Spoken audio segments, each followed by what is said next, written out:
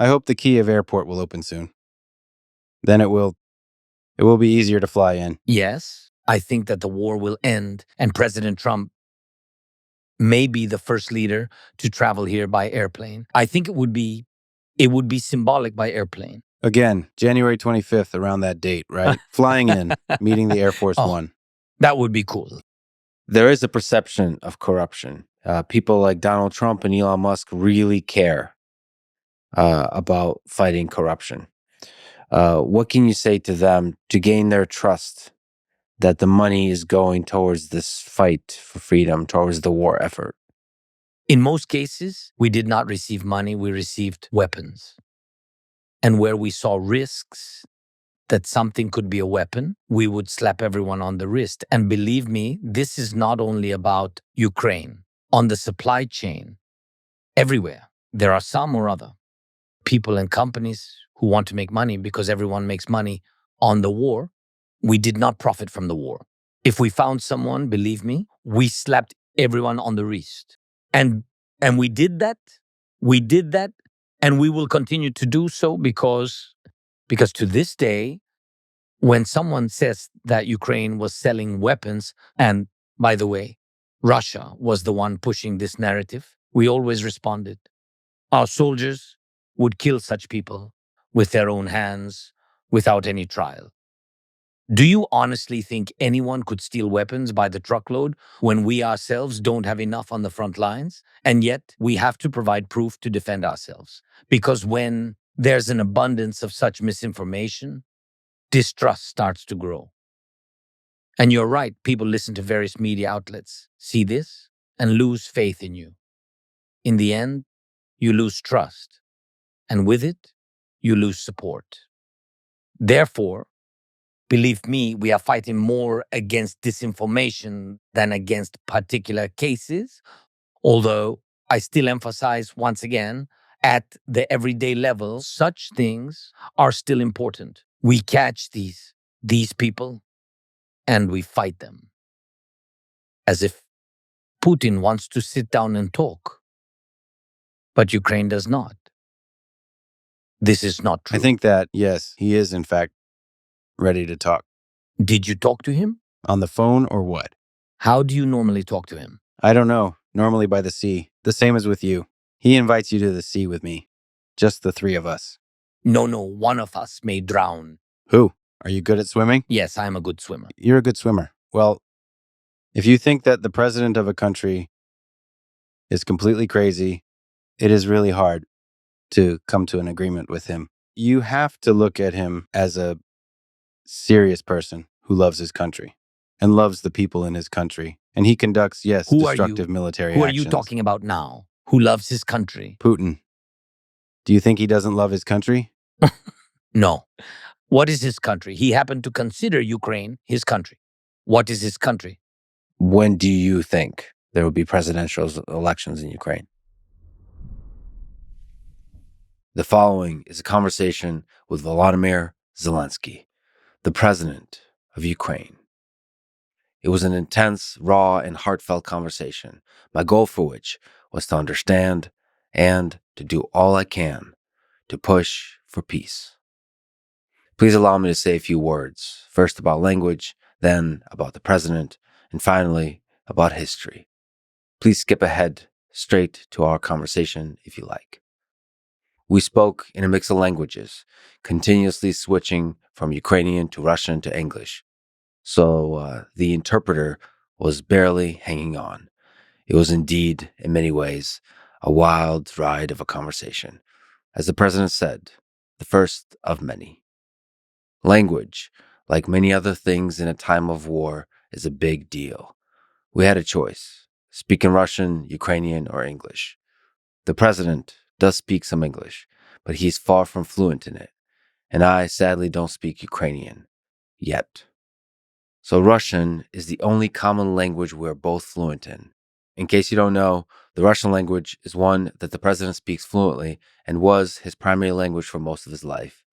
It's the language I also speak fluently, to the degree I speak any language fluently, as does a large fraction of the Ukrainian population.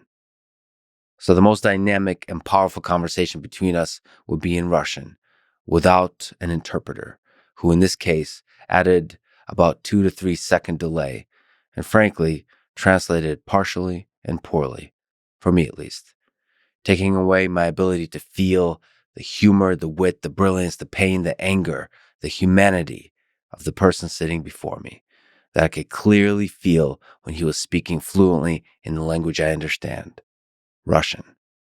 But all that said, war changes everything. The Ukrainian language has become a symbol of the Ukrainian people's fight for freedom and independence. So we had a difficult choice of 3 languages. And faced with that choice, we said yes to all 3, to the consternation and dismay of the translators. We make captions and voice-over audio tracks available in English, Ukrainian, and Russian. So you can listen either to a version that is all one language or to the original mixed language version with subtitles in your preferred language. The default is English overdub. On YouTube, you can switch between language audio tracks by clicking the settings gear icon, then clicking audio track, and then selecting the language you prefer, English, Ukrainian, Russian. To listen to the original mixed language version, please select the English UK audio track. Big thank you to 11 Labs for their help with overdubbing using a mix of AI and humans. We will continue to explore how to break down the barriers that language creates, with AI and otherwise. This is a difficult but important endeavor. Language, after all, is much more than a cold sequence of facts and logic statements. There are words, when spoken in the right sequence and at the right time, that can shake the world and turn the tides of history, that can start and end wars. Great leaders can find those words, and great translators can help these words reverberate to the outskirts of a divided civilization. On another note, let me say that President Zelensky is a truly remarkable person and a historic figure. I say this as somebody who deeply understands the geopolitical complexity and history of the region. I am from this region. My parents were both born in Ukraine, Kiev and Kharkiv, both my grandfathers too. I was born in Tajikistan and lived for a time there, then in Kiev, then Moscow, then United States. And while I am now for almost 30 years, and to the day I die, I am a proud American. My family roots grow deep in the soil of nations that comprised the Soviet Union, including Ukraine, Russia, Belarus, and Tajikistan. I've gotten to know and have spoken for hours with members of the president's team and people close to him. I spoke to hundreds of Ukrainians since 2022, including soldiers, civilians, politicians, artists, religious leaders, journalists, economists, historians, and technologists. I've listened to hundreds of hours of programs that both support and criticize the president in Ukraine, in Russia, in the United States. I've read countless books about this war and the long arc of history that led up to it. If forced to recommend two, at this moment, I would say The Russo-Ukrainian War by Serhiy Plokhy and The Showman by Simon Schuster, which is a good personal behind-the-scenes biography of the president, focused on 2022. But there are many, many more. This is why I can comfortably say that he is a truly singular and remarkable human being. It was an honor and pleasure to talk with him on and off the mic. Now, it is true that I plan to travel to Moscow and to speak with President Vladimir Putin. And I hope to be back in Kiev as well. As President Zelensky said, this was our first of many more meetings. In all these cases, I seek to do my small part in pushing for peace. And in doing all this, I'm deeply grateful for the trust people have given me on all sides. For the people attacking me, sometimes lying about me, for the critics in the stands, chanting the latest slogans of the mass hysteria machine like the sheep and animal farm. I love you too. And I assure you that drawing lines between good and evil on a world map is much easier than seeing that line between good and evil in every human being, including you and me. This is what I try to do. I'm simply a human being who seeks to find and surface the humanity in others. And as I've said, no amount of money, fame, power, access can buy my opinion or my integrity. Now, finally, please allow me to briefly overview some history to give background for several topics that President Zelensky references in this conversation. I recommend my conversation with Serhiy Plokhy and many others about the history of the region. But here, let me start with 1991, when Ukraine declared its independence and the Soviet Union collapsed. From this point on, Russia-Ukraine relations were defined in large part by whether Ukraine aligned more with Russia or with the West, meaning Europe, United States, NATO, and so on. In 2004, with the Orange Revolution, a pro-Western candidate, Viktor Yushchenko, became president. In 2010, it went the other way. A pro-Russia candidate, Viktor Yanukovych, became president. The internal tensions grew, and in 2013, Euromaidan protests broke out over Yanukovych's decision to suspend talks with the European Union in favor of closer ties with Russia. This set forward a chain of important events in 2014. On the politics front, Yanukovych was ousted and fled to Russia, leading to the election of a pro-Western president. Also, in 2014, on the war front, Russia annexed Crimea and war broke out in the Donbass region of eastern Ukraine, which eventually killed over 14,000 people and continued all the way to 2022, when, on February 24th, 2022, Russian forces initiated a full-scale invasion of Ukraine. This is when the world started to really pay attention. Now, some history of peace talks. Volodymyr Zelensky won the presidency in 2019, and he discusses in this conversation the ceasefire agreements he made with Vladimir Putin in 2019, which was one of many attempts at peace, from the two Minsk agreements in 2014 and 15 to a series of ceasefire agreements in 2018, 19, and 20, all of which failed, in part or in whole. All this shows just how difficult ceasefire and peace negotiations are, but they are not impossible. It is always worth trying over and over again to find the path to peace. I believe that Presidents Zelensky, Putin, and Trump should meet soon after January 20th this year and give everything they got to negotiate a ceasefire and security guarantees that pave the way for a long-lasting peace.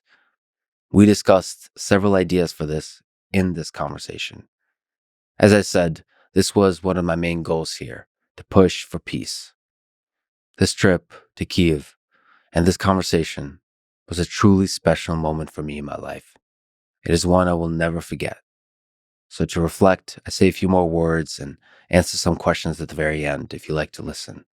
But here, let me say thank you to everyone for your support over the years. It means the world. This is the Lex Friedman podcast. And now, dear friends, here's the President of Ukraine, Volodymyr Zelensky. If we can explain why the Ukrainian language is very important, our conversation will be most effective and impactful if we speak in Russian. I speak Russian perfectly, of course, and I understand everything you are talking about. However, I can't respond in Russian the entire interview. It's because this is how it is today. I am not making anything up. You can see it all for yourself. You can feel and hear it.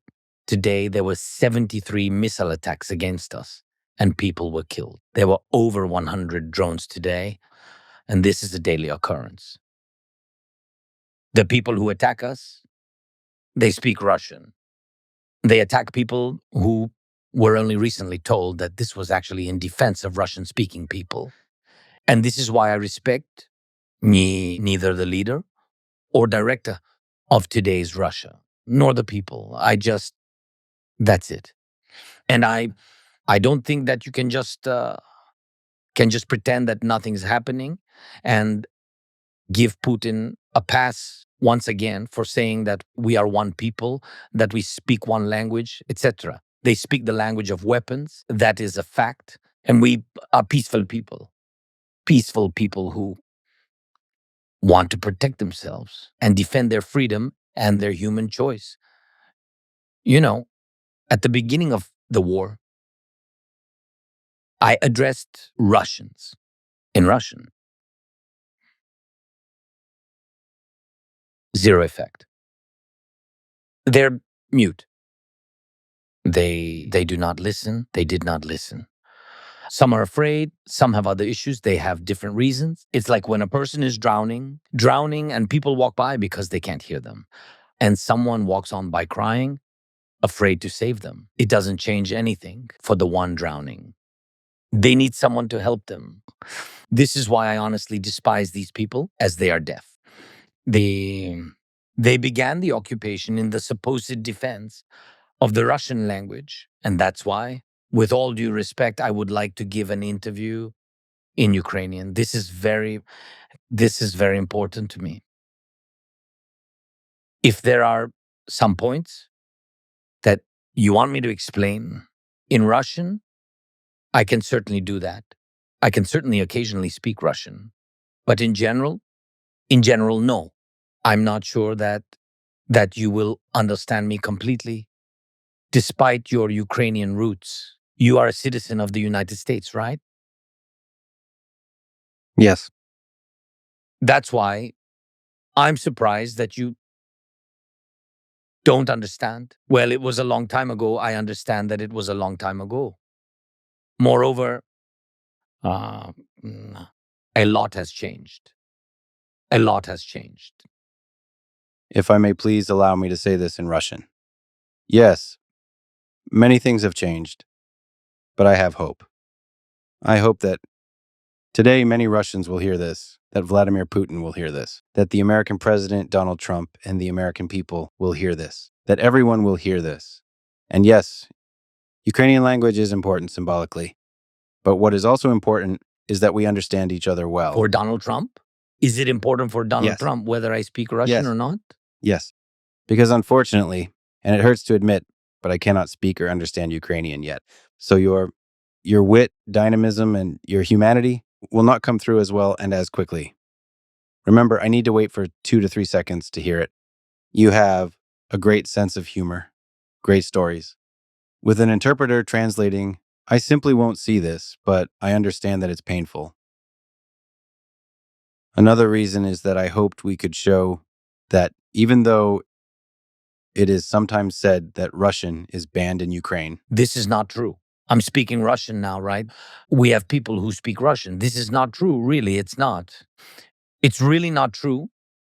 We disrespect Russian now because of Russians. That's all. When they were saving Russian speakers, they killed Russian speakers, many people who actually, many of whom are in the East, right? In the East, they lived in the East. They destroyed their houses, destroyed their lives. It's not a rhetorical thing. It's not all talk and blah, blah, blah. I don't have time for blah, blah, blah. Yes, so it's a very, very important and sensitive moment. The message is that we are not one nation. We are not, the same country. We're different countries. Yes, different countries. And I think what is most important is what we're talking about, not how. We're speaking about it. This is what I think. You're a smart guy. So you have a lot of experience in dialogue of this kind. That's why I think you will understand me. Yeah, anyway, I think it is far better for Donald Trump to hear my English, not my Russian. Your English is much better than my Ukrainian. You're getting better and better That's every true. I'm a very honest guy. That's why I will be very honest with you. Okay. Your Ukrainian is not very good, but we will work on it. Yes. I have many flaws. That's one of them. Sometimes I can speak English. Sometimes, as I understand, we can be very flexible, right? Very flexible. Spanish, Swahili. Yeah, you see? Yeah. We are Javier very Malay needs to flexible. understand us. So By the way, Javier understood me without any words. The language of love, Yeah. maybe. Of respect. Respect. I respect him. Yeah. I had a very good conversation with him. Really brilliant. May I sometimes speak Russian and sometimes English? Yes. You can use any language you like. And I think that's a very good rule for this first meeting between us. As you said, maybe we will meet in the future for the second time. Second and third and fourth? Yeah, this is good. You can ask questions in the language you'd like, and I will answer in the language I can. Well, you said you wanted to meet by the sea at some point. So, for our next meeting, let's meet by the sea. With pleasure. Next time, it would be much better to meet by our Ukrainian Black or our Azov Sea. You know, I have traveled to many cities in Ukraine, but I have never been to Odessa. And everyone tells me that, and I don't know why. You have to. Can you explain to me why everyone loves Odessa so much? What's there? You know, what's in Odessa? That's how they say it. What's there? In Odessa, we've got it all. Okay. Odessa, I love Odessa because of its particular temperament. People have their own accent, and there are many nationalities, there are a lot of stories. Authentic Odessa cuisine. By the way, the cuisine is very different from others. The dishes are not like any other dishes, and everything is very tasty. Also, there are beautiful people. And today, you understand people very well, especially after the attacks on Odessa. You understand what the people are like, just how Odessites are, very Ukrainian. And that's very cool. I love Odessa. I go there several times a year. I go there several times a year now because, now because of strengthening of air defense systems, because of this grain corridor, etc. I go there more often. They have the sun there. They have the sea. It's Ukraine, and it's very cool there. Well, when you come and visit me in Texas as a guest for the third time, with pleasure. Let's do this. How about you, my friend Joe Rogan, and I will go get some Texas barbecue together? Who will pay? That's a good question. Putin. For everything. He has to pay. Well, yes, we'll invite him too. No. Okay. Without him. Okay, I get it. Understood. But if the Rome Statute will be accepted by your government before this moment. Okay.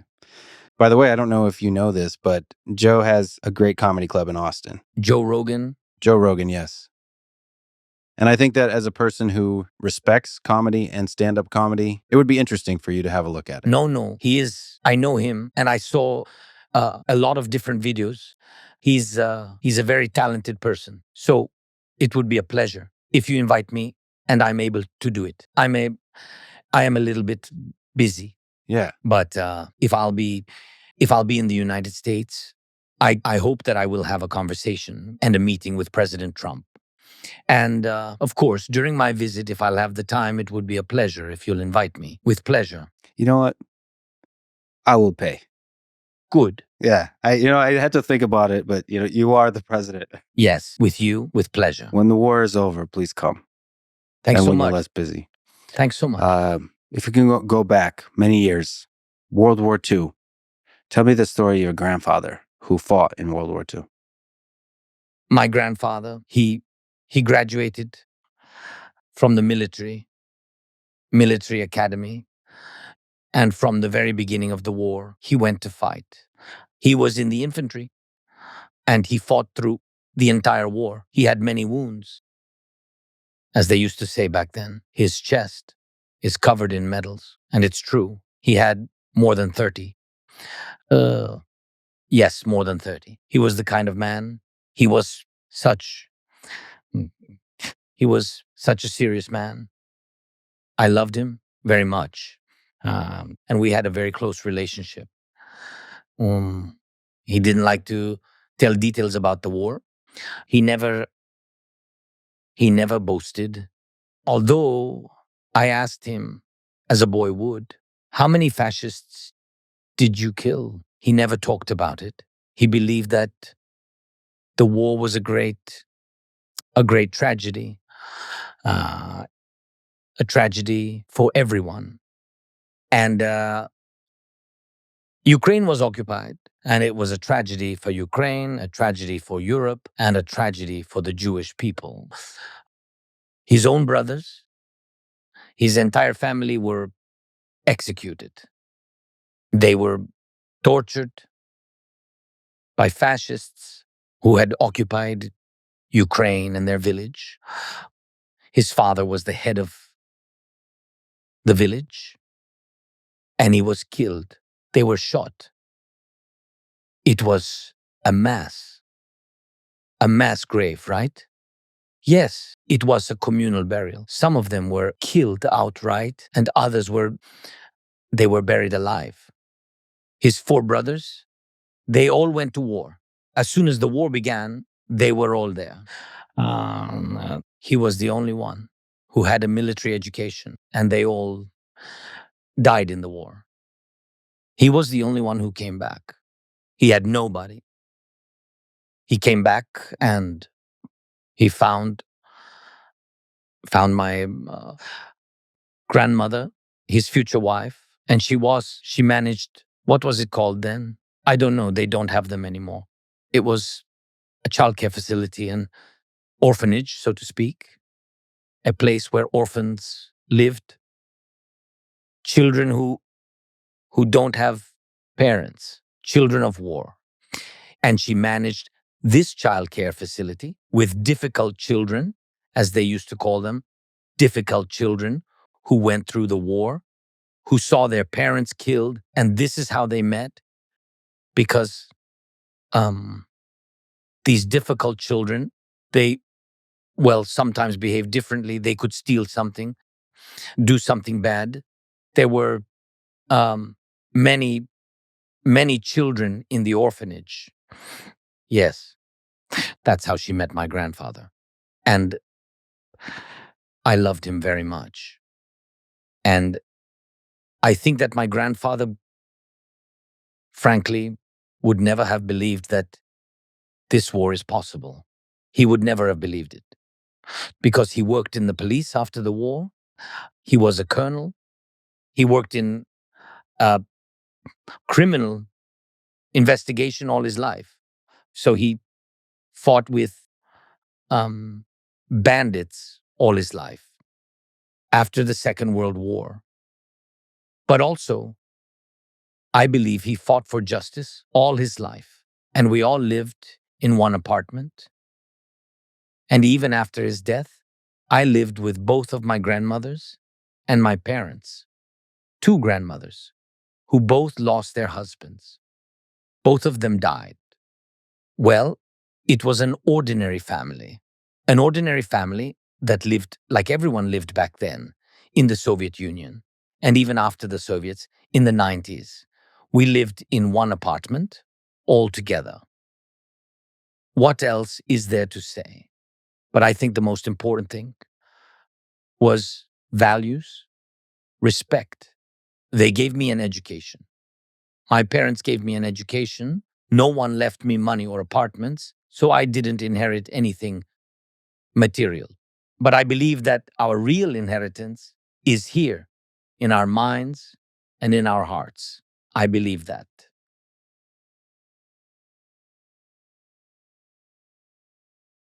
There's a Understood. 1 second Yeah, delay. So if I'm sorry, if you It's fine. tell a joke, I will laugh about 1, 2, or 3 seconds later.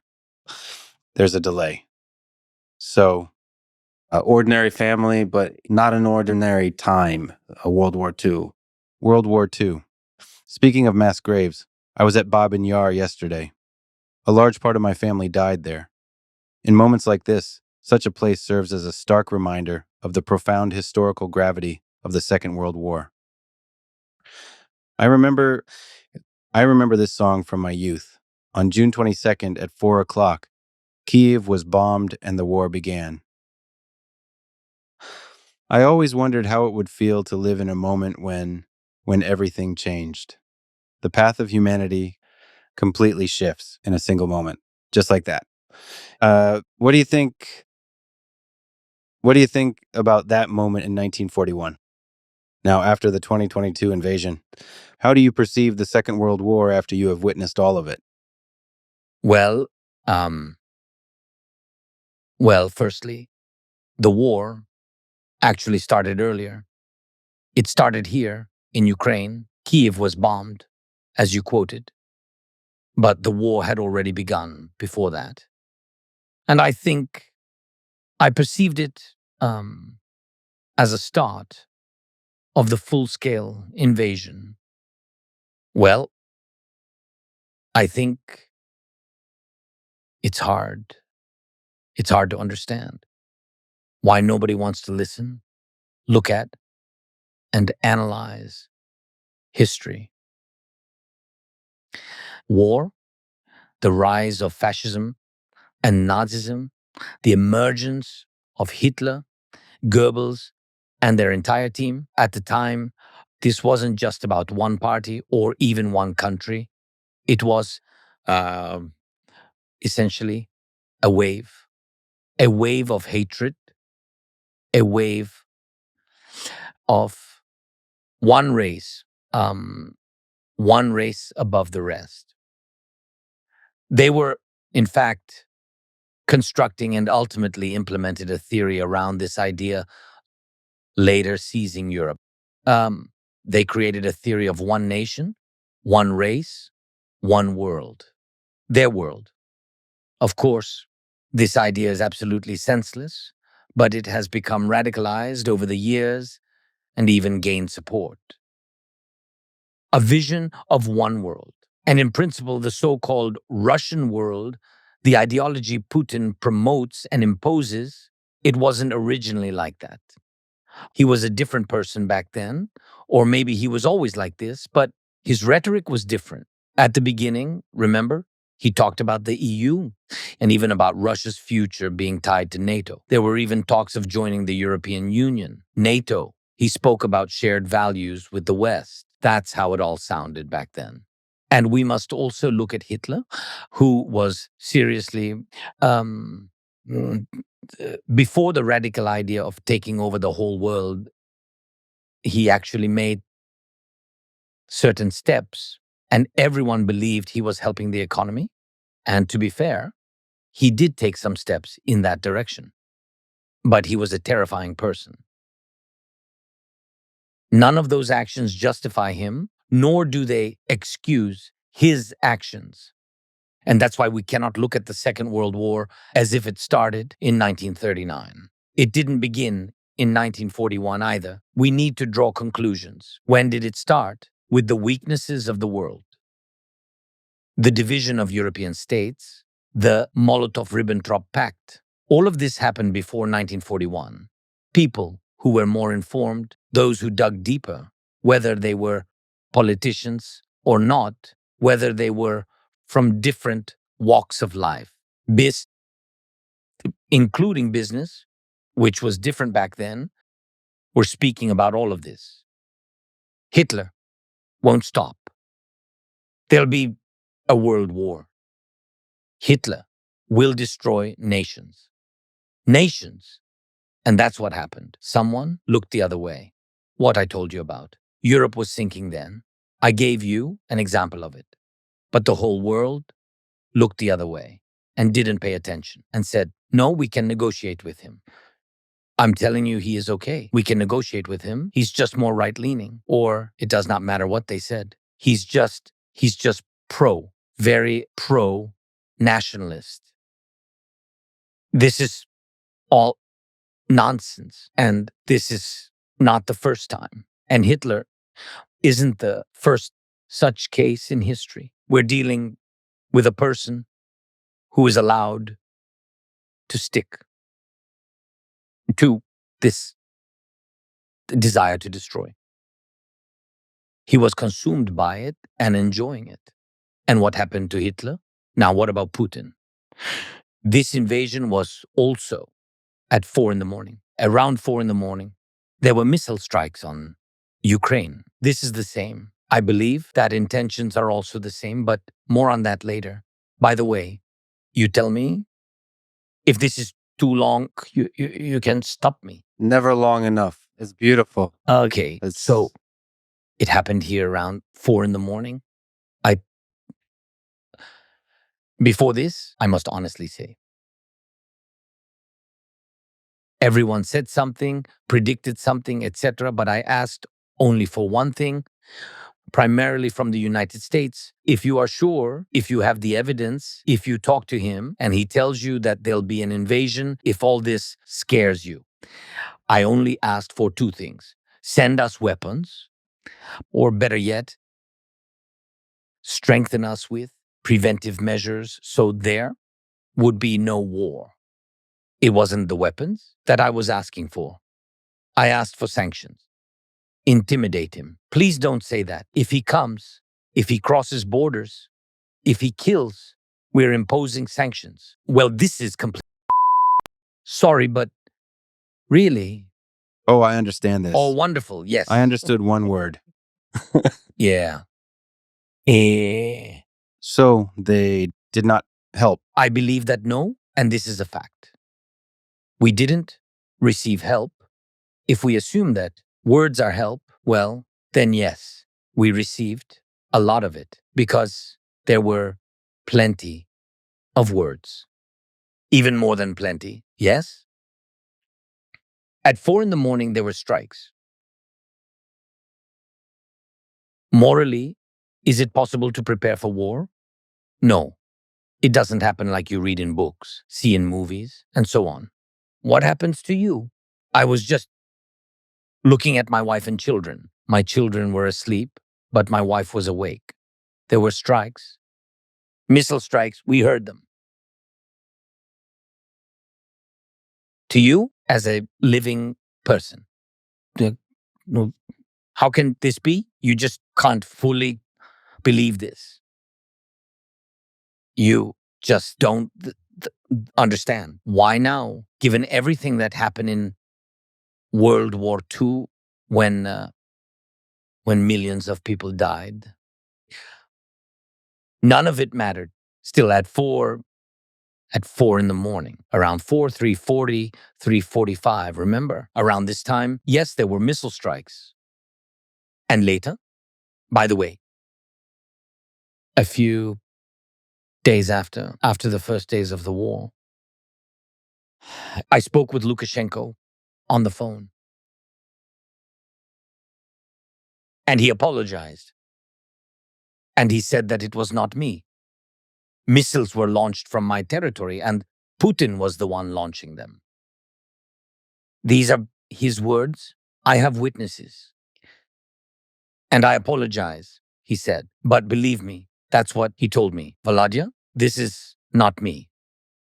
I'm not in charge, he told me. I'm not in charge. These are just missiles. This is Putin. I told him, don't do that. This was done without me.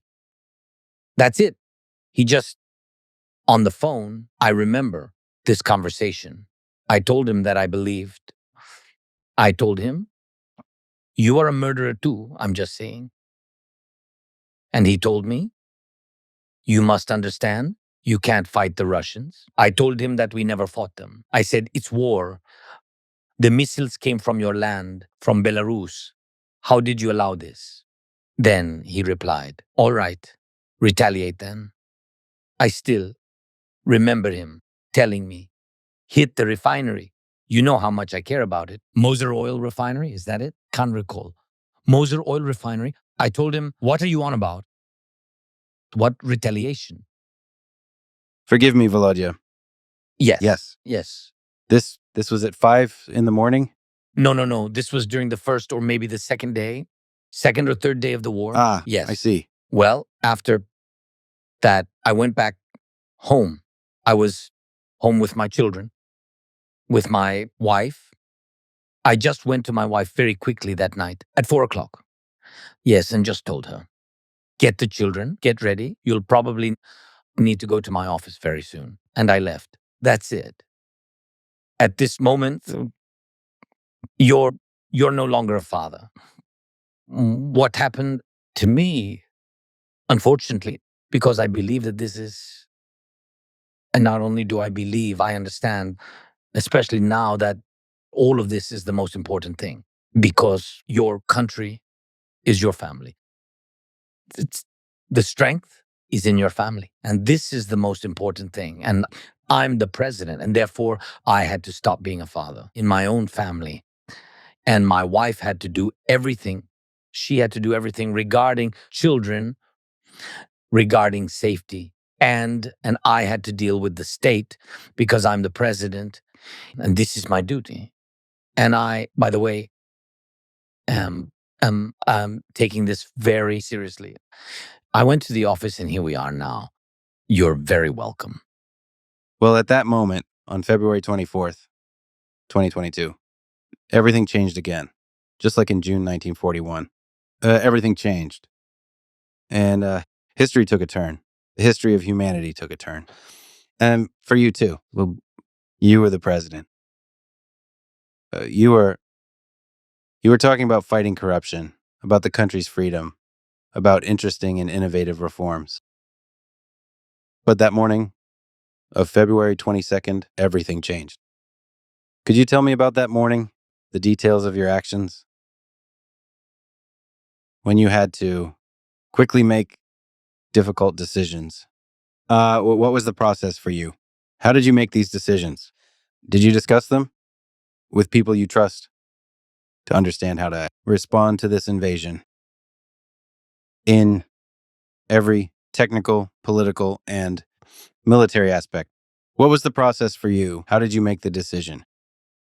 According to our legislation, in principle, I'm the supreme commander of the armed forces of Ukraine. So I had to give corresponding orders. Yes, I have a military office. And then later there was a military headquarters where all key people gathered. This is not only about the military, it's about energy, etc., all key things. But at that moment, I made the decisions quickly and without a doubt. And I cannot say that I am just that kind of person. I'm just a living person who believed that if help is needed right now, to help evacuate people, help with children. Several cities were blocked. I was only thinking about how to deliver food there within a day. We did a lot of things, although we understood that they, in fact, occupy part of our state. And we distributed weapons to people. That's how it was. Trucks came and simply distributed weapons to people so that they could defend the capital, to ordinary people, just on the street, to ordinary people who understood that if the Russians entered the city, then we would have the same thing that's happening in other cities per the information we received. Thanks to digitalization, by the way, we had very good digitalization before this. And we preserved a lot. And even when they were surrounding certain cities, a lot of things still worked. The banking system, the internet, we had television. And thanks to this, I made several decisions to ensure that people are united and have all the information.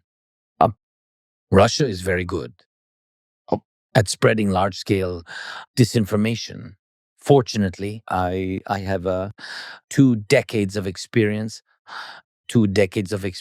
managing a production studio, TV channels, and large media resources.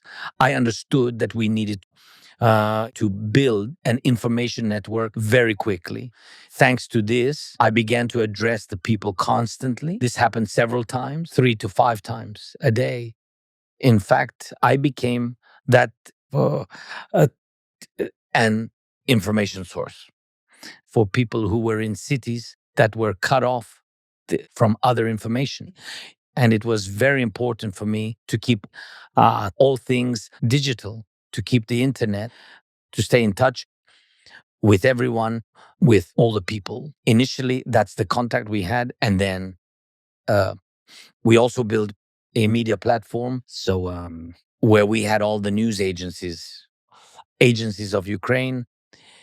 And this network was called Marathon.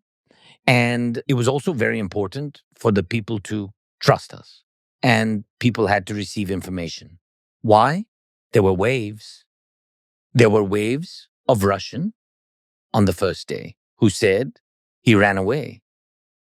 I had to go out into the street. I left the office and went outside. I had to do this because I was showing that this was no green screen, to show that it was the street, not some digital manipulation. I mean, I did these things. Then I touched various objects. Now, people might think that these are small things, but I was actually showing that I was in a real place. All of this had an impact. I was absolutely sure of my actions. And these contacts, several contacts. And then I spoke to the Russians. I addressed Russians. I really did.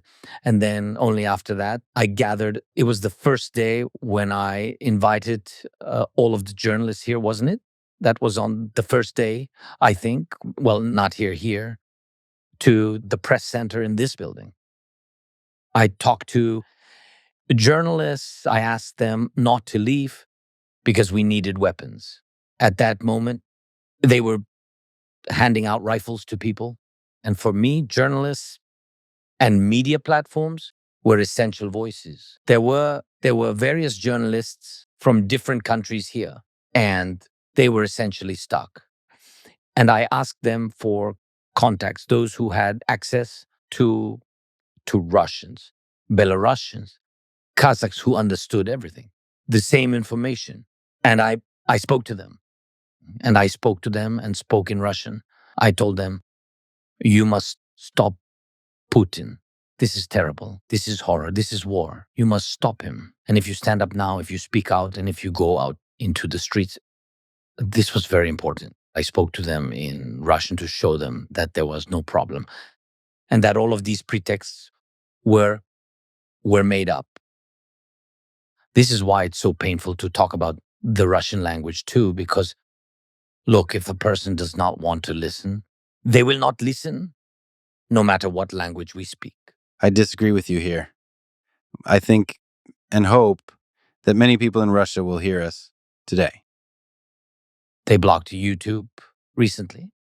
Are you aware of this? In their country. I know. And I simply guarantee that this conversation will travel fast on the internet. Everyone will hear you. They will hear you. Including the president of Russia will hear you. This is why I have hope. He is actually deaf, even if he speaks to you. He is deaf by his very nature. Do you understand the difference? For instance, when you talk to Musk, you're talking to an innovator, a scientist about rockets. You talk about how to save on costs and how they land. And on the other hand, Putin doesn't launch rockets to save money, but to kill people. Do you think you can talk to Putin about technology? Your guys were interviewing him, and he told them about tribal history. Do you understand? Imagine a Russian man in his country listening to him. You know what Musk is about? Technology, Mars, artificial intelligence. And this guy, Putin, is standing there bare-assed, pontificating about tribes. You've got to understand. You think that when you do interviews, like Mr. Tucker, who did an interview there, that you're about to make them friends. How could you? What does this have to do with friends? He's different. He is simply different. But it's still necessary. A mammoth stands before you. By the way, I must say that when you said bare-assed, it was not translated. Could the interpreter please translate? This is so that you Thank can you. understand. Now he explained everything to me. I understand. That's now great. I fully understand. That's Anyway. great. But we still need to talk. One should always speak with someone who listens. And you must speak when you know that this will benefit you, bring peace and calm to the world, not the other way around. I love President Trump's message when he speaks. I think that we share a position on peace through strength. That is very important. It means that if you are strong, you can speak. And we need to be strong. And Ukraine has to be strong. Strong enough. Otherwise, what for? So you know who, like Voldemort, who must not be named. Yes, he's like Voldemort. He thrives, subsists, and lives on being subjectivized. Instead of isolation, he is offered to step out into the light. He's darkness personified, and you offer him, as it were, to be subjectivized. Why? There's only one reason: fear. And you say, we need to talk. Listen, we need to be in a strong position and not talk, but end the war. Yes, it is possible through dialogue. We're not opposed to it. You just need to be in a strong position to make the other person want it. Do you think he wants to end the war? That's what you suggested? I think this is naive. I'm sorry. With all due respect, it's naive to think he wants to finish the war. It's Tell you what. the circumstances. Sorry for interrupting. There's something we need. I think that President Trump not only has will, he has all these possibilities, and it's not just talk. I really count on him, and I think that our people really count on him. So he has enough power to pressure him, to pressure Putin not into wanting to stop it. No, he will not want to pressure him to actually stop it. That is the difference. Don't rely on his will, Putin's will to stop. You won't see it. That's what I think. Sorry. No, sorry, I interrupted you first. But what I would want, I do have what some might call a naive dream of you sitting down with Putin and Trump and negotiating a deal about a ceasefire, and together finding a path to long-term peace. And I think this requires strength, requires negotiations. There are a lot of carrots and sticks here that can be used to make a real deal. And Trump is very keen on making a deal and ready to negotiate. Can I ask you a question? Yep.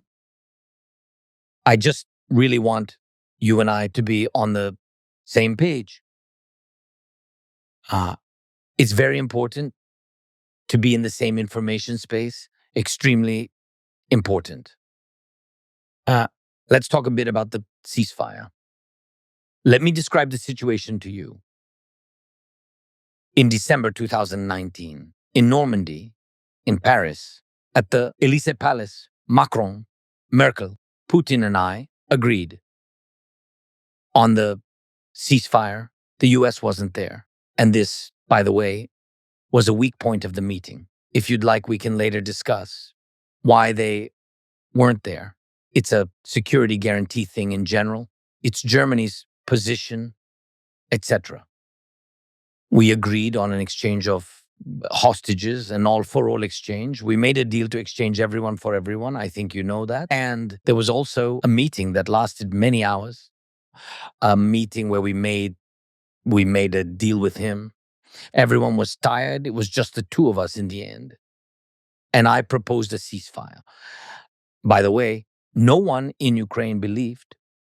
Few believed in the ceasefire, and he wanted troop withdrawal. I calculated that if there were a withdrawal of troops from the line of contact the way Russians proposed, it would take 20 years.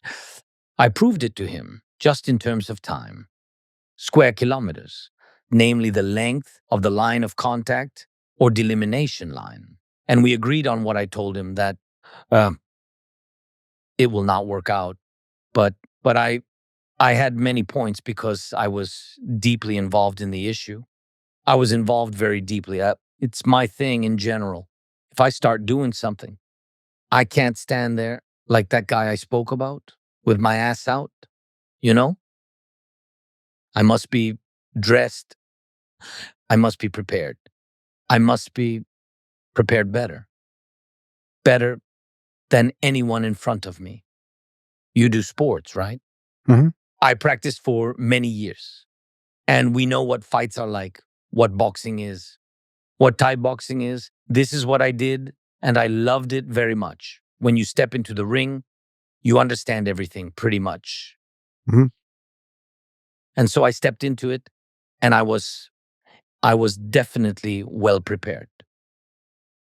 But he wasn't. No, he was not deeply involved in the process. What border? Where is it? How long will it take to disengage troops? And why wasn't he involved? You want to know?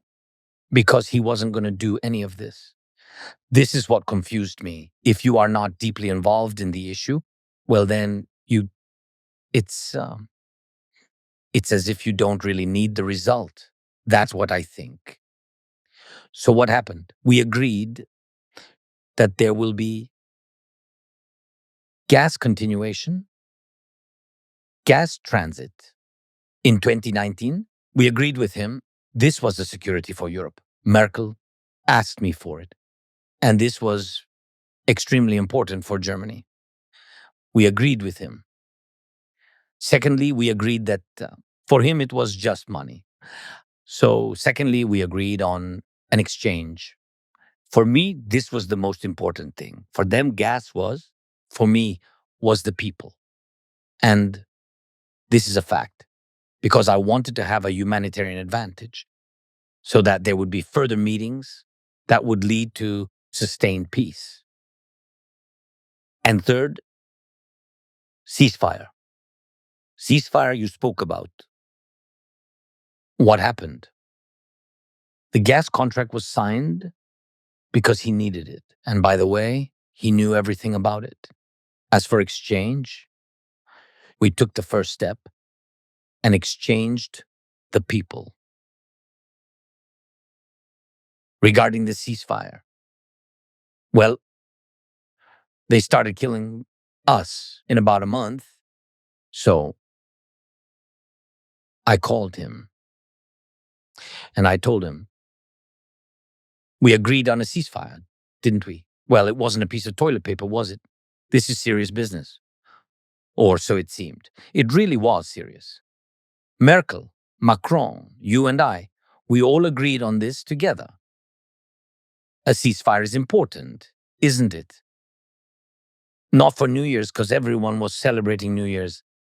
And now they're offering us a Christmas ceasefire. It's all the same. A ceasefire for 2-3 days just to get some praise. But this isn't a performance. This isn't some kind of theater. No, this is about people's lives. And that's what happened. After that, I called him a few more times. I think I only had 2-3 calls with him in total. I asked him for a ceasefire. He told me it couldn't be. We will figure it out now. People from the occupied territory, Russians and separatists, they were all there together. They continued to shoot and kill our people. Yes, the front lines were quiet, but they killed people. They were killing people. And I kept calling him. I called again and again, but there was nothing. Until, after a few months, the Russians stopped answering the phone. We did not have any contact since. I wanted another meeting, like we had in Normandy. I wanted the next meeting. I wanted to find a solution, but the Russians refused. We tried to make it happen through various European countries, and not only European, but the Russians refused. They passed along some kind of made excuses. They didn't want it. Meanwhile, they were sending their snipers. We had evidence, living proof, even video evidence, because some of them were captured back then. Those were the snipers in training. They were training them. And later those snipers operated in Syria and Africa. These snipers were training in our country, in the East. Ukrainians were living targets. They were shooting from the other side, killing people, women, people, children. They were shooting. It was a hunt.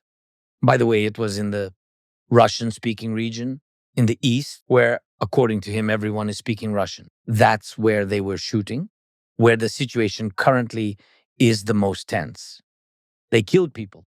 We sent this information, sent pictures, we sent them to the UN, sent them everywhere. We worked very hard, very persistently. I met with everyone. But who thought of Ukraine back then? They didn't notice it much. They didn't pay much attention to Crimea being illegally occupied either. And to be honest, the United States of America too. Everyone was somewhat silent about this issue. That's how it was. It was like that before a full-scale war. I want to ask you a question about the ceasefire. For example, in Mariupol today, there are American and Ukrainian journalists, and everyone will tell you who has contact now with Mariupol, who fled from there in the last minutes just before the occupation, or who was able to leave, to escape after the occupation. Chernov, who won an Oscar, was among them. And the journalists that left Mariupol, they are here. By the way, we had a conversation. They will tell you that 20,000, 30,000 civilians were tortured and buried there. We do not know the number of victims. People who didn't want to work with them, who refused to cooperate with them, people who went on strikes to protest, people who did not want to work with the Russians who occupied Mariupol. And this is one example, just with this city. And I have a question for you. What about the millions of children? And I will ask you in Russian so that you hear this without delay. What about the millions of children over there? What if we just arranged a ceasefire without understanding what would happen next? Without understanding what will happen to Ukraine's security guarantees? What about the millions of children in the occupied territories? What should I tell them? What am I to tell them? What is it I should tell them? What? Whatever? Hey, all of you over there, see ya. And those tens of thousands of people buried there, is that what we want? Are we ready to forgive them for this? We must at least take the first step. If this is a ceasefire, we must know that there is a security guarantee for the part of Ukraine under our control. We need it so that he will not come back. This is very important. And what do we say to the people who live in those territories? These are millions of people. Did you know that since 2014, in Donetsk, in the Crimea, this is happening in Melitopol as well, as in Berdyansk now. They are making all these kids of drafting age go and fight. And if they don't go, they will be killed. Do you understand what's happening? That is why a ceasefire, everything I said, what I wish for, and I believe in President Trump's power to use all of this information to come up with a way to make Ukraine strong. And be strong. Why am I saying that? I will give you an example. President Trump will be in the same situation as I was in 2019. Precisely the same situation. I want to end the war. We want a lasting peace for Ukraine. We must do this: the ceasefire, exchange people, and then diplomatically return all territories. And we will do this through diplomacy. What will happen next with President Trump? If the ceasefire happens without security guarantees, at least for the territory we control, what does he get? If he manages to make a ceasefire deal, and 3 months later, Putin launches a new wave of attacks, what will Trump look like? What will Ukraine look like? What will everyone look like? Putin will just do it. And why would Putin do it? Because today, he's afraid of Trump. But once Trump manages, for example, to do a ceasefire deal without serious security guarantees for Ukraine, he will give a pass to Putin. Not that he wants to. No, he does not want that. I believe in what he says. But he will give Putin an opportunity, because in Putin's head, he wants me to fight with Trump. Putin's plan is to end the occupation of our territory. This is in his sick head. And I'm absolutely sure of this. That is why I told you, don't wait for Putin to want to stop the war. Pressure him so that he is forced to stop the war. That's important. It's important to say that what you said about the children is a tragedy. War is hell. But let me say again, we must find a path to peace. There is one. What is it? There is one. Before ceasefire, strong Ukraine. Strong Ukraine's position? Yes, we can speak about it with Trump. For me, we can speak about security guarantees, but a quick step is NATO. A partial membership NATO. Yes, I understand.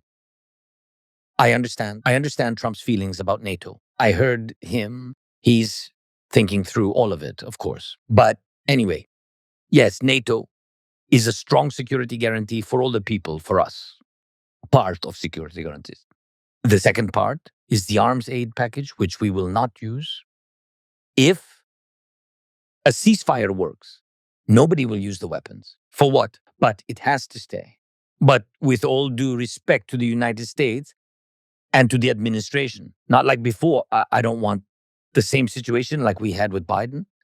I ask for sanctions now, please, and weapons now. And then we will see. If they start it again, of course, we'll be happy if you'll give us more and you will stand with us shoulder to shoulder. Of course, that is right. But it's different when you have weapons. Putin wouldn't have been able to occupy so much territory. It was very difficult for us to push him out.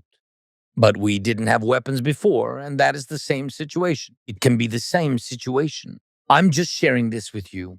Like I said at the very beginning, I want to be very honest with you and with your audience. Yes, it's true. If we do not have security guarantees, Putin will come again. To make it clear, let's describe the idea that you are speaking about. I would like to offer you other ideas too, but right now, your idea is that NATO accepts Ukraine minus the 5 regions of Luhansk, Donetsk, Zaporizhia, Kherson, and Crimea. Just so you understand the situation, the invitation to NATO is legislatively issued to Ukraine. So to us, all those territories are still Ukraine. But NATO so far can only act in the part that is under Ukrainian control. This can be negotiated. I am sure about that. Yes, this would not be a great success for us, but if we see a diplomatic way to end the war, this is one of the ways. So it is. That is a start. Secondly, weapons, arms aid package. I'm not ready to discuss this publicly right now. It's all written down. And President Trump might have seen it or not, but we've got no secrets from him. Yes. But mostly it depends on the willingness of the United States, because some of it will come from the EU, some from the United States, of course, together. So not just from the United States. No. We need unity with this package. So the package and sanctions. Yes, sanctions. But I think it's in the interest of all the smart people to not have Russian energy on the market in general. So he has to stop it. That's all. It's fine. American oil, American gas is okay. Why not? And it's cheaper. So it will be cheaper for the whole world. The money will go to the United States. And I think he will be happy. And the president and your people will be happy. But it's your decision. I'm just sharing. Yes, and cheap oil. So Putin won't have so much money for the war. And that's it. But this is difficult because it's a lot. You're saying to continue the sanctions on Russia to accept Ukraine into NATO. I need to ask you some difficult questions about this. Yes, go on. I trust and respect your words today. Many people respect and love you in America. Trump respects you. Loves me? Oh, Come on now. Remember last time you corrected me? When I said that you love Javier Milei, you said, no. I respect him. So let's not talk about love today. But could we talk seriously about guaranteeing Russia's security? Okay, can I interview you a little? Question is, what land is the war happening on? And where did it start? On our soil, on our territory. International law was violated. The sovereignty of our country was violated. Civilians were killed. Tens of thousands of our people were taken hostage. And everyone will tell you this happened. This is what happened. When I speak with the global South, which is trying to balance the two sides because of the history, because of their roots, and because of their shared economic interests with Russia in the past. And now, of course, when you talk to them, they are speaking a little bit like you. I mean, they're balancing a little bit, Yeah, a little bit in between, but we will work on it. Yeah. It's our first meeting. During the second one, you will be more on our side. Yeah. But it's just You're very convincing. we will see. Very charismatic. Yeah, thank you. But when I speak with them, it's very important. Even with their balancing attitude towards the war, they all recognize that this is a war. This is not just internal conflict. This is a full-scale war that Putin began. And all of them, if you talk to them, they say, but then they all recognize that it's his own big mistake, Putin's mistake, and that he's not right. That's why I said, no, he's not right. And you have to begin from this. If you begin at the middle, between Ukraine and Russia, of course, we can speak like this. You are in the middle and say, okay, what's going on? There is a fight. Where is the fight? It's not the fight like in Europe, when Napoleon is fighting against somebody in the middle of Europe. No, this is not in the middle of somewhere of the planet, not the planet. It's concretely on our land. So one country with one army, one person came to another. That's it. It's very clear. Again, I would like us to find a path to peace. So let us nevertheless try to start in the middle. What other ideas do you think might? You are a very intelligent person. And your Russian isn't that good either. Huh. And I told you yes, that this is only our first meeting. My English is not very good either. Your English is very good. Thank you. To be honest, I'm terrible at speaking in every language. Well, there are other ideas. For instance, sorry to say this, it sounds crazy, Please. But what if both Ukraine and Russia are accepted into NATO? Putin himself spoke about Russia, maybe about NATO. What you just said is very correct. What are the guarantees for Russia? It's not like I'm even interested what happens to them. To be honest, I don't care what will happen to them in the future after the war ends. But these are our borders, and we must understand what is going on there. Well, the NATO guarantees for Ukraine. Actually, this is also a security guarantee for the Russians. Frankly, I talked about this many times before. Sorry, I'm speaking figuratively, but as an example, if you were a father who lost his children, a grown man, a man, an adult, and the war has ended, and he never got justice for real. For example, somebody decides to freeze support. We won't give you anything. You can't fight. You can't continue. So we stop when we stop, without any guarantees, without any support, without financing, okay. And nobody is held accountable, but the man lost his children. He will not get anything. None of the killers will be in prison. All the sanctions will be removed. And he lost his children. And we have thousands of such people Why do you think they will not go to Russia? We'll find a way and will not kill the Russian soldiers there or somebody there.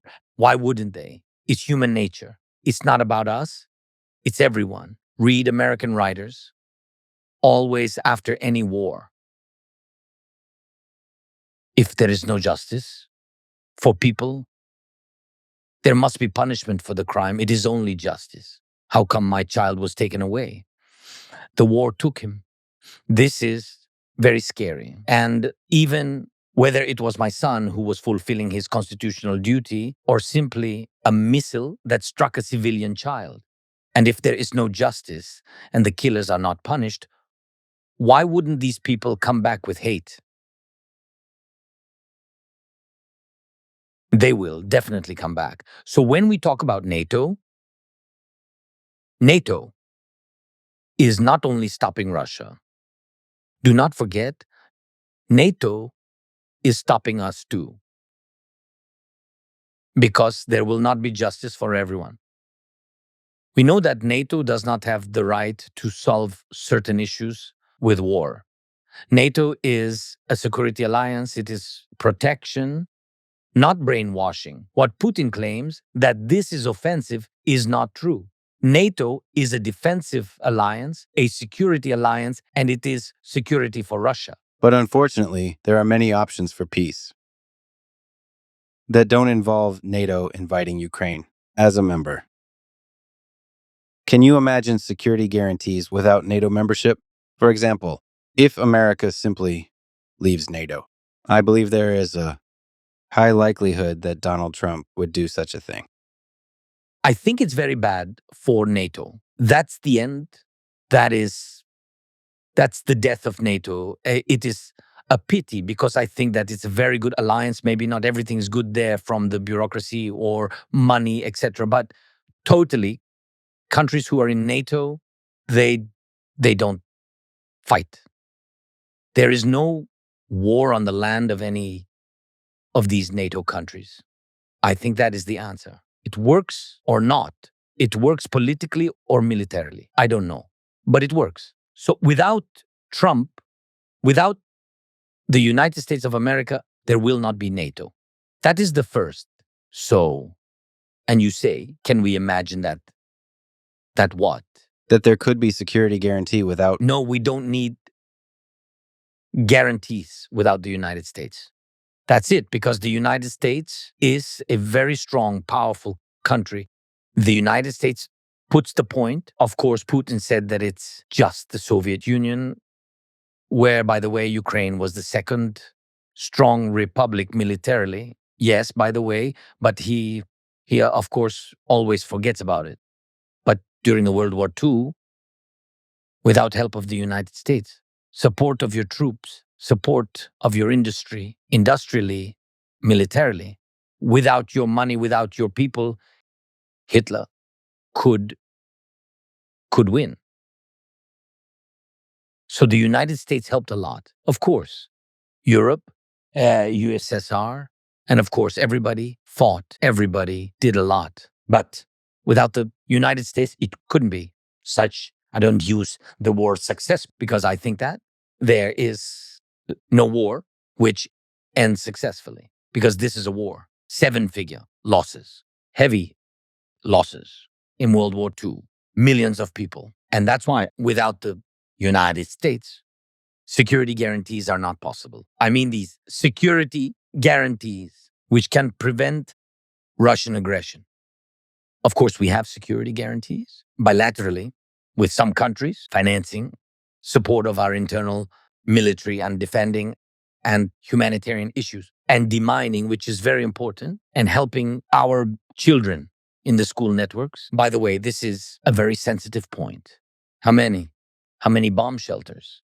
How many bomb shelters we built with the partners for the children? And it's a pity that they are underground. But can you imagine their eyes? When they came after COVID, you understand what does it mean, COVID? But they had COVID and the war. And together they didn't see each other for so many years. And when they saw each other, even underground, they were very happy and smiling. So We have such security guarantees, but it's not enough to prevent. Yes, preventive measures also work to prevent the aggression of Putin. No, to His stop. Your English is better than my Russian. This is wonderful. I'm not sure. I'm just giving you compliments. Thank you. You're No, supposed to thank do you. that kind of thing to a president. Thank you so much. Okay. Once again, Come on. without NATO guarantees, I have a dream that, let's say, on January 25 or sometime at the end of January this year, you will sit down with Donald Trump, with Vladimir Putin, and together negotiate a ceasefire with strict security guarantees. And an agreement will be signed. What will this look like without NATO? I will make it clear. And so, first of all, I think January 25th or some other day. Well, you just call it January 25th. And I don't mind. It's my birthday. And we sit down. First of all, with Trump. We agree with him on how we can stop the war, stop Putin. It is important for us to sit down with him. Secondly, it is very important for us that Europe, which is very important for us because we are part of Europe, and not only geographically, geopolitically, but also in the European Union where we will be. For us, it is very important that Europe also has a voice. It's the second thing. It won't be long because Europe will be looking at us and will be looking at Trump. And by the way, I now see that when I talk about something with Donald Trump, whether we meet in person or we just have a call, all the European leaders always ask, how was it? This shows the influence of Donald Trump. And this has never happened before. With an American president, I tell you from my experience, this also gives you confidence, that he can stop this war. That is why we and Trump come first, and Europe will support Ukraine's position because they understand that Ukraine has every right to have its voice heard in this because we are at war.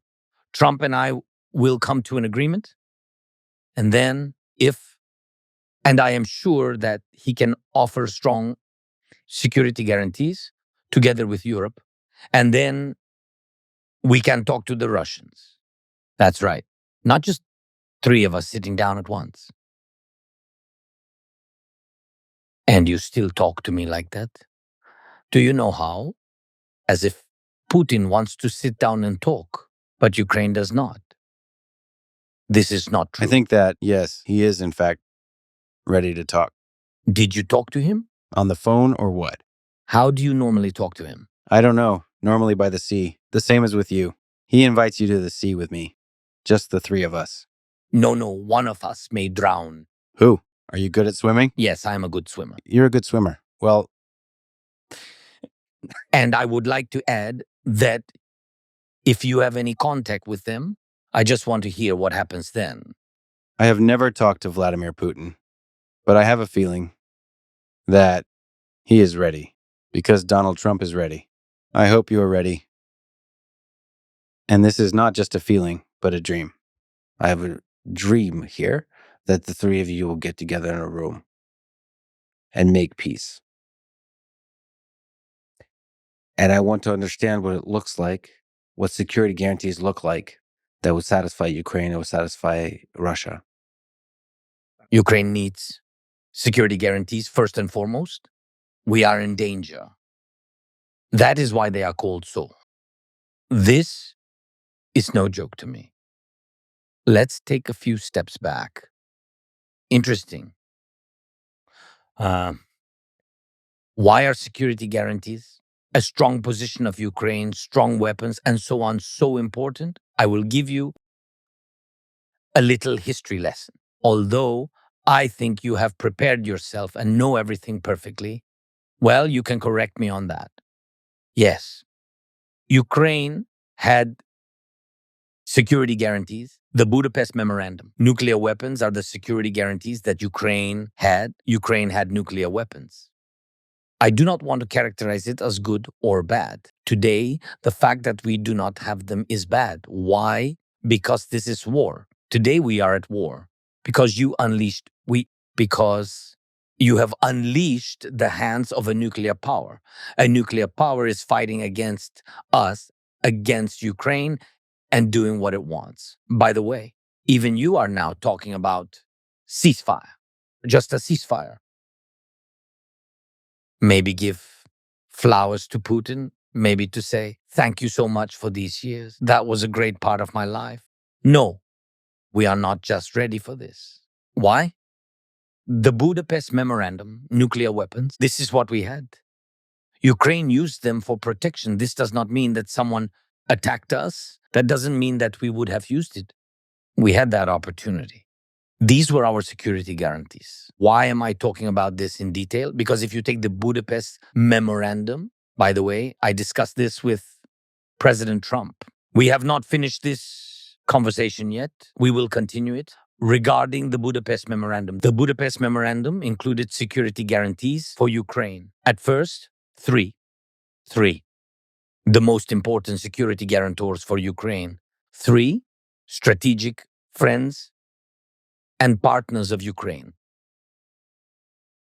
This was in agreement. United States of America, Russia, Britain, France, and China joined. There were 5 states that these are not even security guarantees. We now understand that this is not a guarantee of security because on the one hand, these are security guarantees, but there was an English word, as far as I understand, assurance. It is translated as assurance, right? And in Russian, it will be, and what? Assurance. That is, give up nuclear weapons because you were under pressure of the US and Russia for Ukraine to give them up. These 2 powers were exerting pressure. These 2 states negotiated to ensure that Ukraine does not have nuclear weapons. Ukraine agreed. These are the largest states. This is the nuclear 5 that does not even provide security guarantees. Now we just need to find these people and we just need to put in jail all of those who, frankly, invented all this. So confidence, assurance. Assurance that Ukraine will be territorially integral with its sovereignty. It was a piece of paper, if you are curious, by the way, that after occupying part of our Donbas and Crimea, Ukraine sent diplomats 3 times. I don't think I remember, 3 times within a few years. We sent letters to all security guarantors, to all members of the Budapest Memorandum. What did they send? That what was written on the piece of paper. Consultations. Ukraine holds consultations if its territorial integrity is violated. And everyone should be in consultation. Everyone must come. Everyone must meet urgently. USA, Britain, Russia, France, China. Did anyone come, you ask? No. Did anyone reply to these letters, official letters? They are all recorded by diplomats. Did anyone conduct consultations? No. And why not? This is understandable in Russian, right? That as Russia didn't give a damn, neither did all the other security guarantors of the Budapest Memorandum. None of them gave a damn about this country, these people, these security guarantees, etc. We take a break.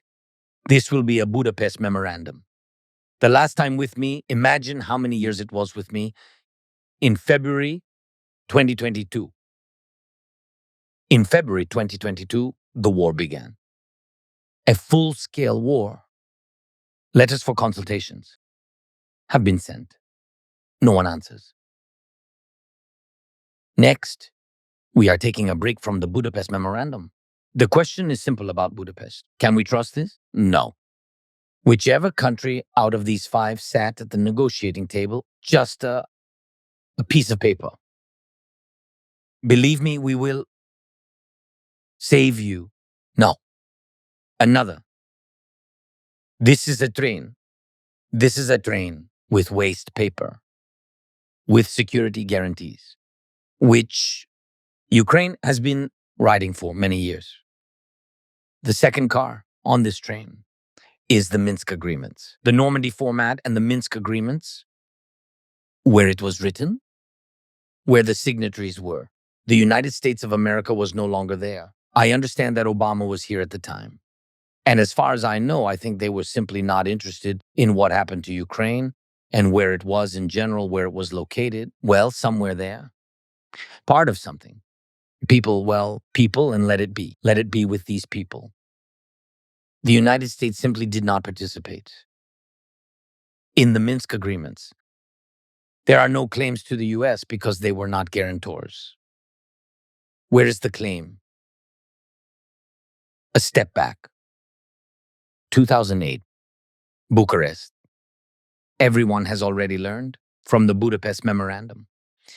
Bucharest, 2008, Bucharest. Mr. Bush, President of the United States. Republican, says that Ukraine should be in NATO. This is the voice of Republicans. Check it out. Ukraine should be in NATO. Everybody's looking at the US, always. All in favor. Who is against? Merkel. So she opposes, and she forced everyone not to give Ukraine an invitation to join NATO because that would be a step. Seriously, Republicans were in favor. The US was in favor because Republicans and Bush were not afraid of anyone. They were not afraid of anyone, and they knew that Ukraine rightly wanted to join NATO. She chooses so. And what is the question? Well, people made their choice. Well, and the Russians will not look that way. That was not the case then. Why? Because the Russians were different. Next, Minsk. We didn't succeed. After the Minsk agreements, as I told you, hundreds of meetings were held. I have had hundreds of meetings since 2019. We could not think about a ceasefire. A ceasefire is our offer. This is not somebody's suggestion. This is mine. I wanted to. In Ukraine, society was divided. Not everyone wanted to. Half did not want to. Half were against. Half were in favor. Some of them shouted, "Do not believe it." Some of them shouted, "Believe it." I am the president of Ukraine. I was given a mandate of trust by 70% of the population to take appropriate steps, and I made them. This is not a joke. We'll just sit the 3 of us. I am simply telling you what is. This is, how can I tell you? These meetings must be serious and prepared. And prepared with those who want peace. Ukraine wants peace. US wants peace. We have to sit down with Trump, and that is 100%. First and foremost, number one. Moreover, he told me on the phone that he is waiting for us to meet, and there will be an official visit, and my visit would be the first or one of the first to him. And for him, this topic is very important. I know that he has his own matters, American issues, I understand. I heard his election program, but regarding international affairs, I think our issue is one of the most pressing issues for President Trump. Therefore, I believe very much, I trust his words, and I hope we will meet again. We need to prepare. We have many plans to build on, and they exist, and they are supported by many countries. But we need his vision. He needs to look at all these details, but his vision, please, because he can stop Putin, because Putin is afraid of him. That's a fact.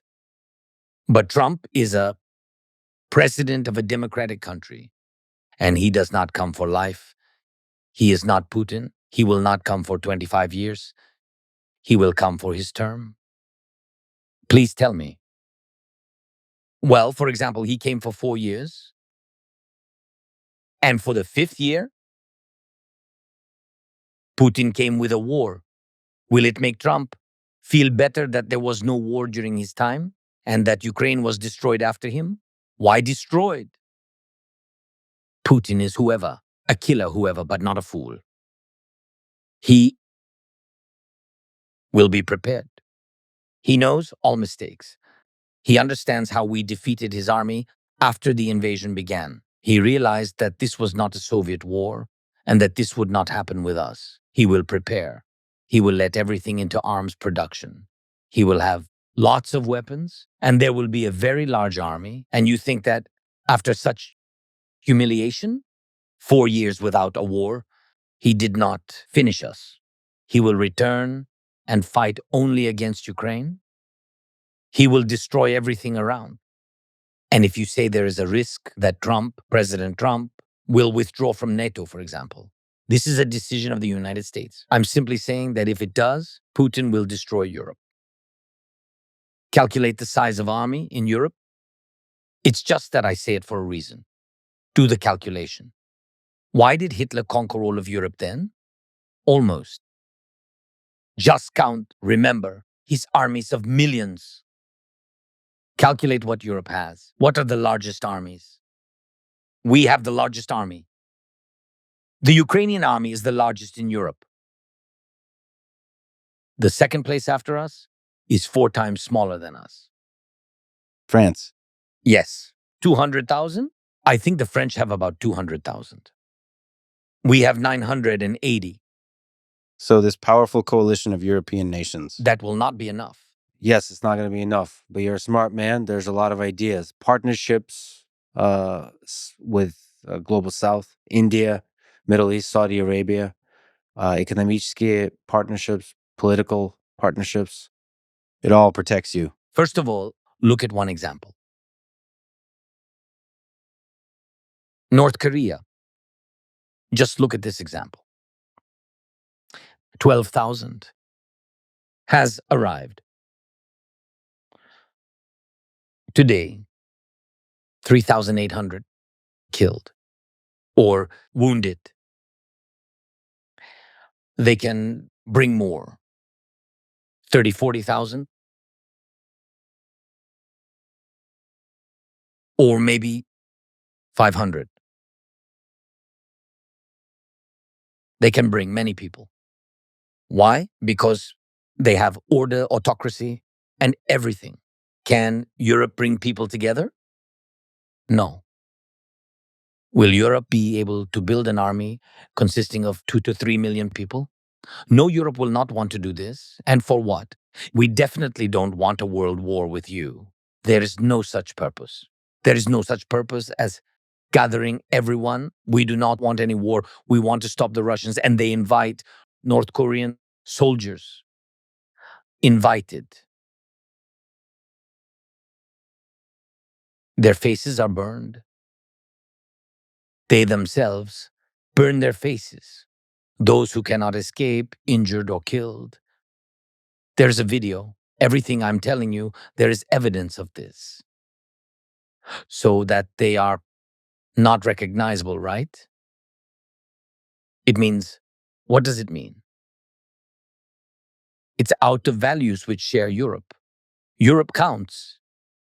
It means that those guys, they don't count Rahuyut. It's count, yes? They don't count the number of people. That is the answer. Can they move more? Yes. Can they move dozens of thousands? Yes, because we see what they have. Last year, for example, Europe gave us 1 million artillery rounds. We produced a lot ourselves, but they gave us initiative. It was initiative. 1 million artillery rounds and of 155 and etc. We produced more. But North Korea gave Putin 3.7, just gave him. So he also has a deficit for today It means he needs what? He needs time. But the number of soldiers Yes. and the number of artillery rounds is not everything. As you have said, let's say Donald Trump guarantees security for 4 years. You can form partnerships with India, with Saudi Arabia, that enforce punishment, the stick, on oil prices, for example, if any aggressive action is taken. You can actually even build, I've met a lot of incredible Ukrainian tech people, IT people. You could build great companies that form partnerships with the United States, that form partnerships with China. And that is a big leverage against aggression of however many million artillery rounds. And that, a sheet of paper, you don't need a sheet of paper of protection. Ah, that's you. Well, when you speak In English. in English, yeah, you don't even need answers, because when you now were talking, you already answered on all the questions. The first one is that during this time, you need just cooperation, a lot of money for this military industry. In Ukraine or in Europe, with India, Saudi Arabia, Saudi, and the United States, you need a lot of money. So the question is where you will get it. So my answer was to Trump. I said, this is one of the security guarantees. Take 300 billions of frozen Russian assets. We will take it. Take money, what we need for our interior production, and we will buy all the weapons from the United States. We don't need gifts from the United States. It will be very good for your industry. For the United States, we will put money there, Russian money. Not Ukrainian, not European, Russian money, Russian assets. They have to pay for this. We will put it and we will make it. This is one of security guarantees? Yes, of course. Because this is a military guarantee, yes. But then the second you said that energy price and a lot of sanctions on products and the Russian shadow fleet and etc. That is the second answer we spoke about before. Yes, put more sanctions on them. More sanctions. It's okay. Not to take off sanctions. It's okay with you, but it's not going to be okay with the president of Russia. Yes, but I'm not thinking how it will be very good for him. He's still a killer. I understand, but unfortunately, the reality is that a compromise is needed in order to reach an agreement. In your understanding, the fact that he is in jailed after all the murders, he is not in jail assuming all the murders, and no one in the world is able to put him in his place, send him to prison. Do you think this is a small compromise? This is not a small compromise, and to forgive him will not be a small compromise. To forgive, no one will forgive. This is absolutely impossible to forgive him. We cannot get into the head and soul of a person who lost their family. Nobody never will accept this. Absolutely impossible. I don't know, do you have children? No, not yet, Okay. But I would like to. Yes. God bless. And this is the most important thing in life. And they simply took away the most precious thing from you, will you ask? Who ruined your life before going to rip their head off? I'm just curious. They took your child away. Are you going to ask who did this? And they will answer that that dude did this. You will say, oh, well, then there are no questions. No, you will go fucking hell and bite their head off. And it will be fair. Can murderers be forgiven? That's why you make security guarantees. What I told you for those who are here and what we control and what will not happen. And that those who lost, we will never forget. In a matter of time. But when you gave us NATO, I just said, this means that after a while, everything I said about NATO, after a while, Ukraine will not go against Russia. And Russia will not go against Ukraine because you are in NATO. I am just saying, is not that a compromise? So NATO is a compromise. This is not just a security guarantee, in my opinion. Look, when rockets were attacking Israel, and Israel is not in NATO, NATO countries' aircrafts were deployed. Air defense. The air defense worked. Operated by different Middle Eastern countries. These are also security guarantees.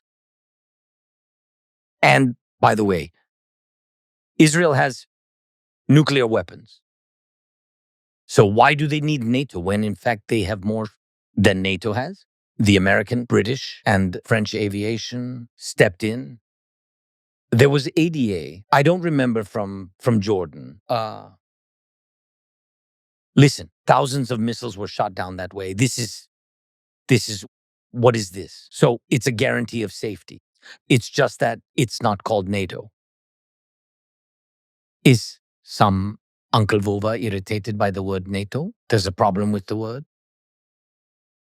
And I think he's simply irritated by people who are alive and living here. If you believe this, it will be very difficult to negotiate. If you think that the president of a country is completely crazy, it is really hard to come to an agreement with him. You have to look at him as a serious person who loves his country and loves the people in his country. And he conducts, yes, destructive military actions. Who are you talking about now? Who loves his country? Putin. Do you think he doesn't love his country? No.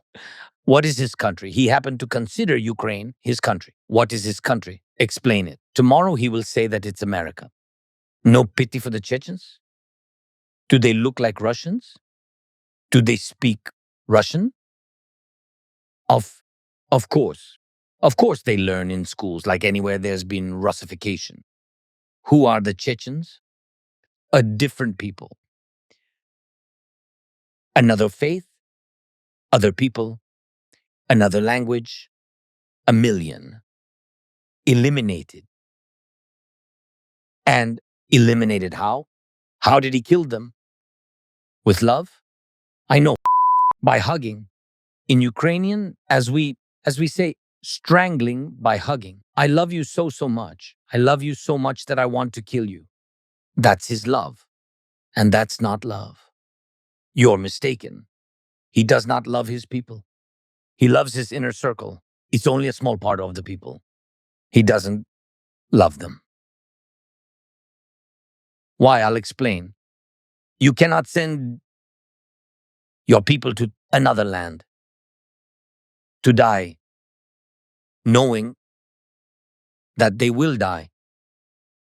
Children, my daughter, she is 20 years old. For me, this is a child. She is already an adult, of course. But she is a child. The boys he sends are 18 years old. 18 years old. They are children. He sends them. It's not that fascists came to his land and he needs to defend it. He came to ours and he sent them. Chechnya, he sent them. Syria, he sent them. Africa, he sent them. Georgia, he sent them. Moldova, Transnistria, that was before him. Fine, we can leave that aside. He has enough sins of his own. And then there's Ukraine, the largest part. 780,000. 788,000 killed or wounded Russians. He calls them all Russians, even those who don't know how to speak Russian. On his territory of Russia, everything they've enslaved. Yes, proud Varangians. So I wonder, is that love? What love is this? And for what? Does he love his people? No. Does he love his land? His country is bigger than America. How much land do you need? America is huge. America is simply an outstanding country. Outstanding country. Russia is bigger. Well, just bigger. So ask yourself, does he love them? What is he doing? And what does he love? Do you think he's been everywhere in his Russia? It's impossible to get around it. He hasn't been everywhere. He just hasn't. Well, I believe that Donald Trump loves America, and I don't think he has been to every sure. single American city. No. I saw his rallies. So many Yes, yes. rallies. No, let's be honest. Let's be honest. He had it and I saw it, and it's very difficult. He's not 18. Yes, but he's strong. And this is his will. Everywhere where the war is. I'm sure. I pray to God it never will be on your land, yes. And I'm sure that it will not be. But I'm sure that if you have in some region the problems, how to say earthquake, hurricane, you have it all. Well, I'm sure that President Trump would be there after 1 day, 2 or 3 days. I don't know the security of all these things, but he will be. Otherwise, how will people look at him? Yes, of course he will. Of course. The same about me. I'm not comparing myself with him. I'm just, where it is difficult for people, I have to come. The next question is very simple. Region. Kursk region. The operation there.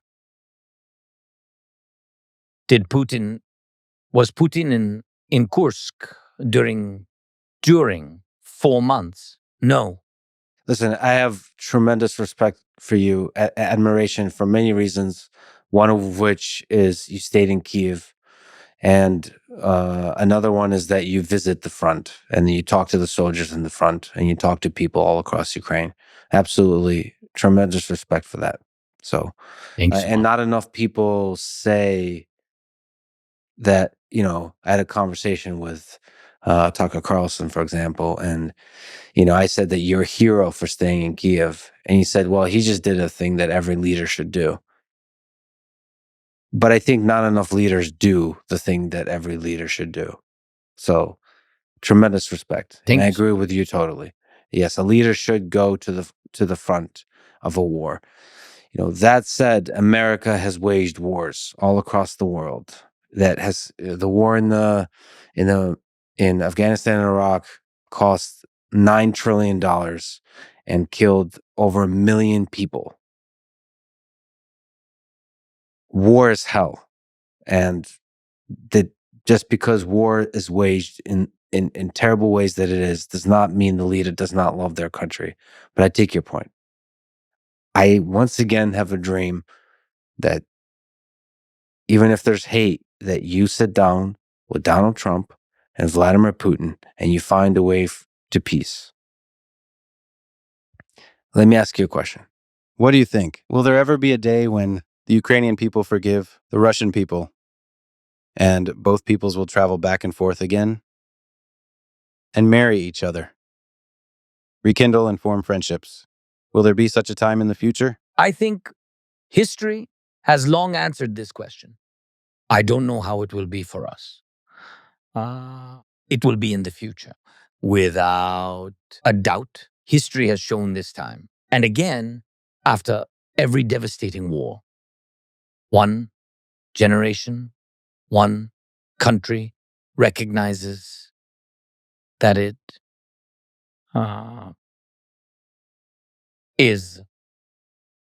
was an aggressor, and it comes to realize this is impossible to forgive. This is precisely the kind of education they've had in Germany for many years, even though these children had nothing to do with it. It was their grandfathers who participated, and not all of them were participants of Nazi Germany's war essentially against the world. Yes. And against life. And therefore, they're still apologizing. Apologizing is not easy. They know that they were the aggressors. They were guilty. They do not look for compromise in history. Compromise in itself buys time. And they understand this. There are convicted murderers, condemned both historically and by their own people. Reparations have been paid, and security guarantees have been established, by the way, and all this is done. And when all this is done and recognized, in any case, people develop relations with each other. That's clear. But it can only happen the way it always has in history. Russia will have to apologize. It will. This will happen because they are guilty. They are guilty. And as I told you, the guilty are different. Both those who participated and those who remain silent, because silence is also about participating, in my opinion. Can I ask about Donald Trump? We've already mentioned him a lot, but let's focus there. What do you admire? What do you respect about Donald Trump? And also, maybe, why do you think he won overwhelmingly the election in 2024, that American people chose him? He was stronger. He was much more stronger than Kamala Harris, Biden first, and then Kamala Harris. Yes, he showed that he can intellectually and physically. It was an important point to show that if you want to have a strong country, you have to be strong. And he was strong. And this number of rallies, what I said, is not a simple thing. He showed that he can. He is strong. So he doesn't have any questions with his, this age and etc. Nothing. He is young. He is young here, and his brains work. So I think it's important, very important. And of course, a lot of interior questions. I understand the prices and etc. Economic questions, and the questions of, you have the questions with other things. Immigration, yeah. A lot of things. I understand. So maybe he answered on those questions which people had. One of the questions, That he will finish the war.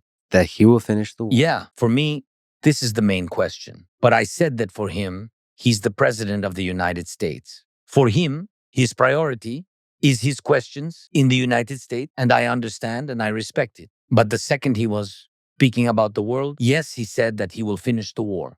And I hope very much, because I think that our people really support his idea.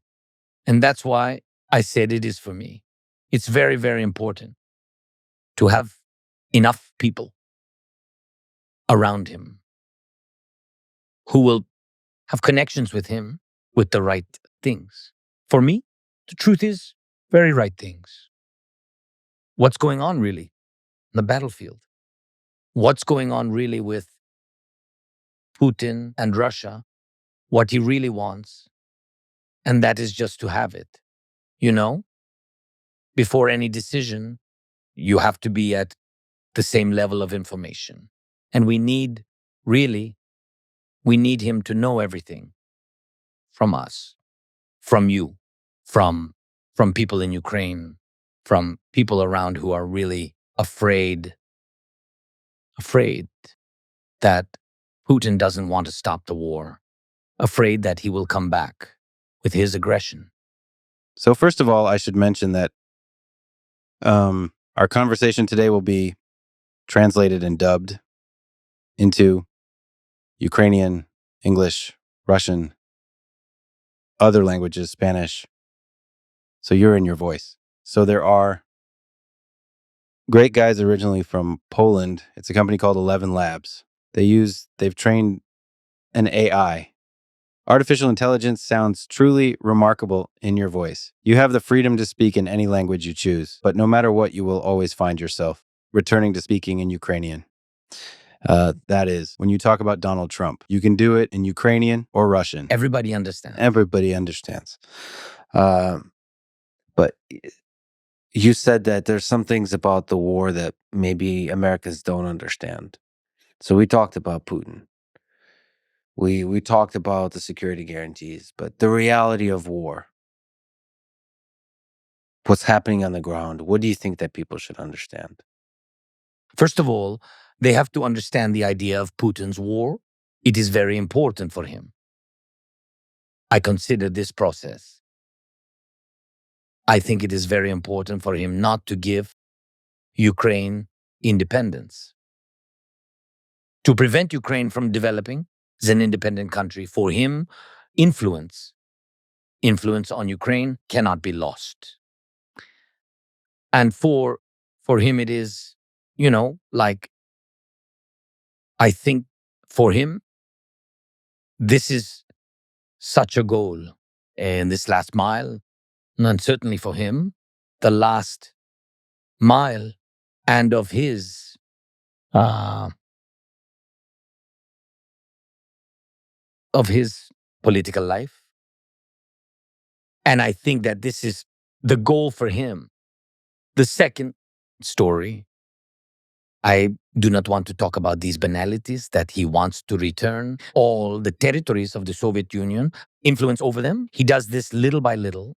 I just don't want to. People need to know details. For example, Georgia, which was headed towards the EU and NATO, completely turns towards Russia, regardless of the fact that they have frozen conflicts. They have in Abkhazia what we have with Donbass, which is controlled by militant rebels. Abkhazia is not developing, it's just a very beautiful part of Georgia. That has died. And if you have the opportunity, then go there someday. You will understand it simply died because Putin wanted to.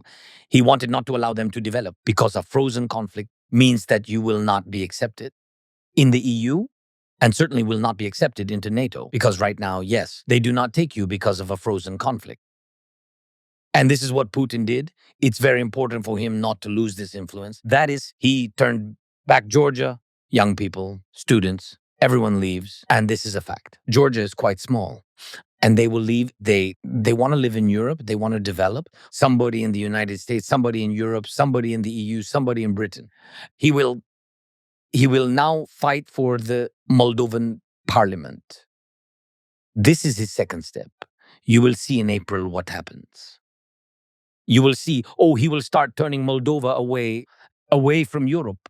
Although they want to go there, he does not care. There will be a pro-Russian party, and they will do something with the current president, because she has won the elections. She is pro-European, but he will turn this back. The next steps are completely clear. He will do everything wherever he has lost influence, where there was influence of the Soviet Union. He'll turn it back as much as possible. And we understand at what price. You have seen Syria. You saw these tortures, what we saw in Bucha, what we saw everywhere we came, and where our territories were occupied.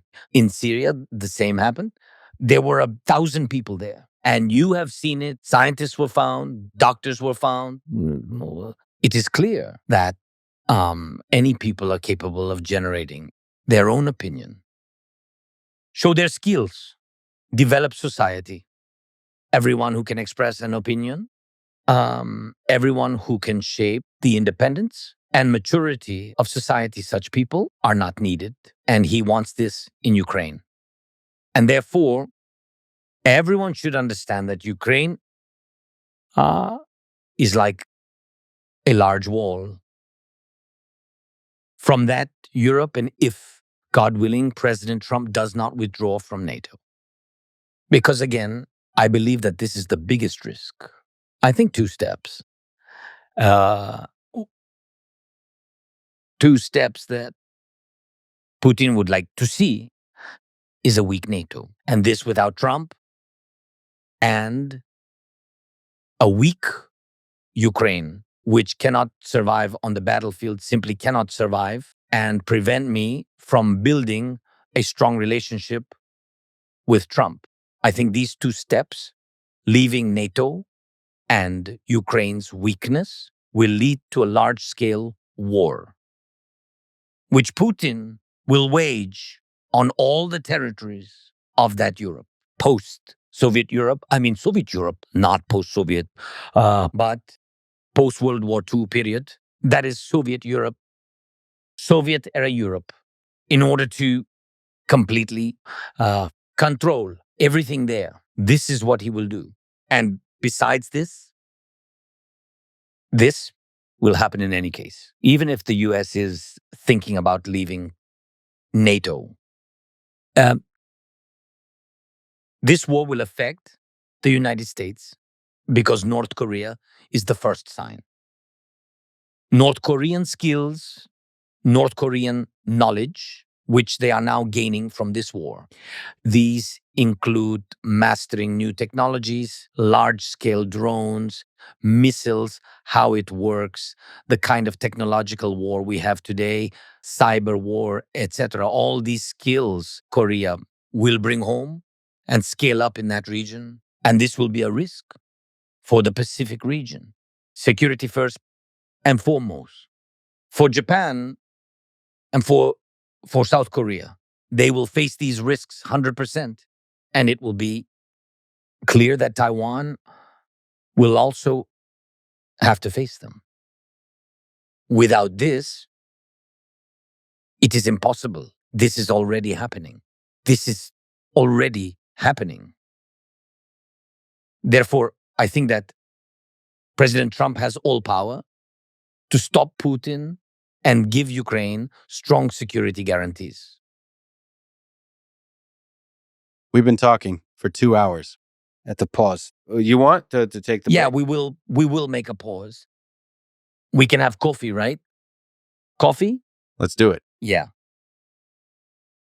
And give the interpreter. He's Some water. struggling. Some water. We keep switching languages. Like a dragon, you know? 3 heads, 3 translators. So one of the difficult decisions you had to make when the war began is to enact martial law. So when you won the presidency, you were the warrior for freedom. In fact, this war is for freedom, for freedom of the individual, freedom of speech, freedom of religion, freedom. But a lot of freedoms had to be curtailed, sacrificed in this fight because there's so much focus on the war. Do you see the tension? Do you feel the tension of that, the sacrifice that had to be made in democracy, in freedom, in fighting this war? In any case, this war is for our freedom. Generally speaking, to be honest, when you understand over time, when the war passes, you understand that your main values are at home. This is your home, your children, your love. God willing, parents are alive.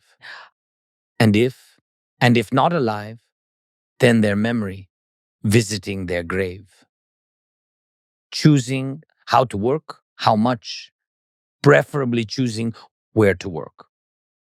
All this is freedom.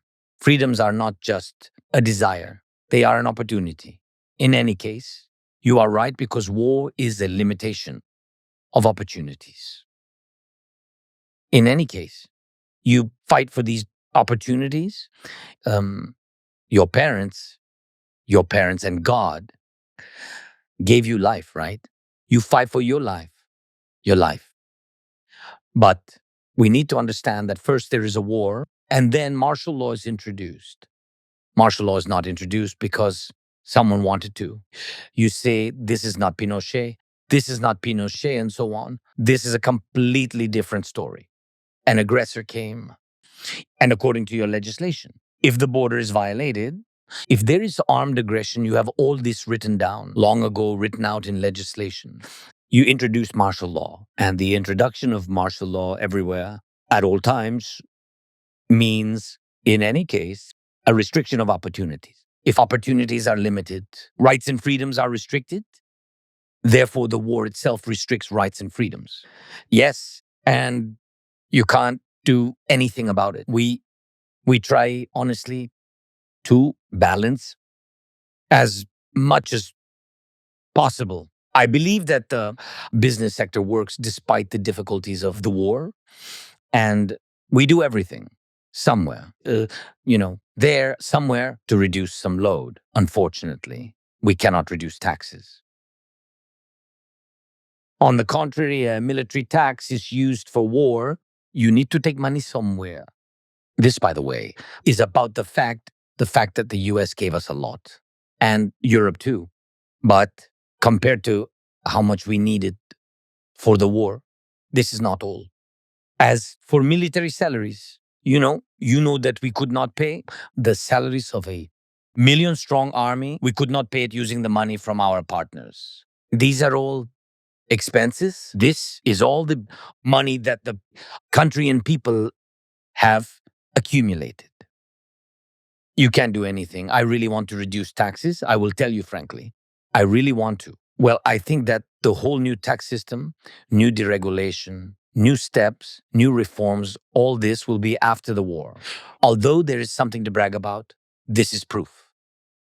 And this is a document, because if you want to get a candidacy for European Union, you must implement the appropriate number of reforms. We do everything. During the war, we voted for many reforms, including anti-corruption, banking reforms, land reforms, major reforms. We started a large privatization, and the war did not stop us. Yes, it slowed down, but we went through a lot. When do you think you will hold elections? Because for people who don't know, part of the martial law, elections were suspended and they were delayed and delayed and delayed. And I think the next sort of plan is in February of 2025. But when do you think there will be presidential elections in Ukraine? Elections were postponed once. They were not delayed, to be clear. Elections did not take place in 2024. That year, first of all, we need to understand the Constitution. They were scheduled to be held in the spring of 2024. Due to martial law, under the Constitution, you cannot do this. These are the presidential elections. The parliamentary elections did not take place in the fall of 2024, according to the Constitution. Yes, there are security things. There is the Constitution, but there are security things. That is, everyone in Ukraine understands that this cannot be done until the war is over or legislation needs to be changed. I believe that elections will take place immediately after the end of martial law. This is according to the law. Or members of the parliament need to get together and change legislation, which will be very difficult to do because society is against it. Why is society against it? It is understandable why. Because we want elections that we want to trust. 8.5 million people went abroad. The infrastructure needs to be created for these millions of people to vote. Millions of people in the occupied territories. I'm not even talking about the occupation of 2014. I'm talking about the occupation right now. What to do with these people? This is a difficult question. And one of the most unfair ones is how to vote without having 1 million soldiers. That is, it is impossible. We need to think about how to change the system if the elections are held in times of war, change the legislation, which should include changes to the voting system. To think about online voting. Everyone is afraid because of certain attacks, like cyber attacks, and so on. But we need to think about it. I really think that it's possible that we can end the war in 2025. In January. Oh, We've already agreed on it. I would very much like to. I would very much like to. After the war? And immediately. Yes, immediately. In the year of the end of the war. It's a fact. Why? Because when martial law ends, you can immediately vote in parliament to hold elections. And then everyone will vote. Because there are no restrictive measures. And after they vote, I think elections can be held in 90 days, something like that. Yes. And this means that immediately after the end of the war, elections may take place in 90 days. Are you running for re-election? Even I don't know, really. I don't know. It is a very difficult question. It depends on how this war will finish. It depends on what people will want. Mostly, it depends on people. First of all, and of course, my family. We had no time to speak about it with my family, and of course didn't have a chance because we don't think about it now. I mean, it's something, there are a lot of some, not a lot of, but enough voices in Ukraine from politicians, opposition, and etc. about this. So I guess, but we don't think really seriously.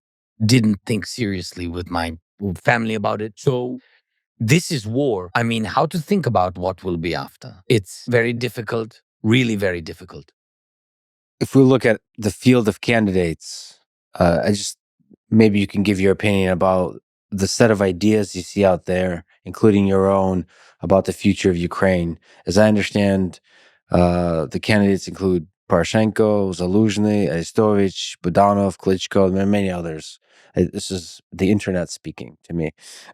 What do you think of the space of ideas that these candidates represent? I think it can be, and there can be even a bigger number of candidates. Yeah, I don't really know what will be. They have rights to participate if they want to. Yes, if they really want to and can, they can go and do what they want, honestly. Most important is what are they doing now? I think that all these people are the famous Ukrainian people, and it's important for them to do everything they can today, not begin any election campaign. I think this what can divide our people to have the elections, during the war. I mean, this make steps, speak about elections a lot, make a big mess about it. I think this is not right. That's why I'm not agreeing with some of these people, but they can, and I think that they can, and maybe some of them will, and it's okay. It's normal. It's very normal. Our system differs from the system in the United States. You have two parties, and the parties decide who will be the leader. And in Ukraine, everybody can participate. Let them. You think you're going to win the debate? You versus Zaluzhny, Poroshenko, Arestovich, and you decide to run. Do you think you're going to win the debate? Or you're again focused on the war and everybody should be I'm focused? really focusing on the war, and I understand. I think I think the most difficult debate is what will be brought to the table, and we spoke about it. It will be during the war. How to finish the war. I think that is my goal because it will be one of my most complicated debates. And for any president who is in a war, of course, but I think this is my goal to win those debates. And the other things are not for today. As I said, the dream I have is it's a historic opportunity to make peace, to make lasting peace soon. So I'm glad you're focused on that. Let me ask a question about that a lot of people in the United States think about. And I care a lot about the future of Ukraine is corruption. This is something you have cared a lot about for a long time. You won the presidency in 2019 in big part your message of fighting corruption. But there's a lot of accusations that during war, I mentioned $9 trillion in the United States, war breeds corruption. So can you speak to that? How you have been fighting corruption, and can you respond to the accusations that has been corruption in Ukraine? It's very simple. First of all, we really have a very sophisticated anti-corruption system. Sophisticated not in the sense that it's difficult to understand, but in that it really consists of many elements. It's the most sophisticated in all of Europe. This is another requirement of the European Union. It was a requirement for Ukraine. And for many years, Ukraine was not trusted. I want to tell you that under me, we all voted for bills, all the anti-corruption reforms, almost all reforms, and all anti-corruption bodies today are independent. They work as requested. I still believe that they are not perfect yet. There are many issues. There is a judicial system, but also a judicial reform that our partners, the United States plus the EU, demanded from us. This is all written out. This is written out in specific laws, in specific decrees, in specific decisions. We did this.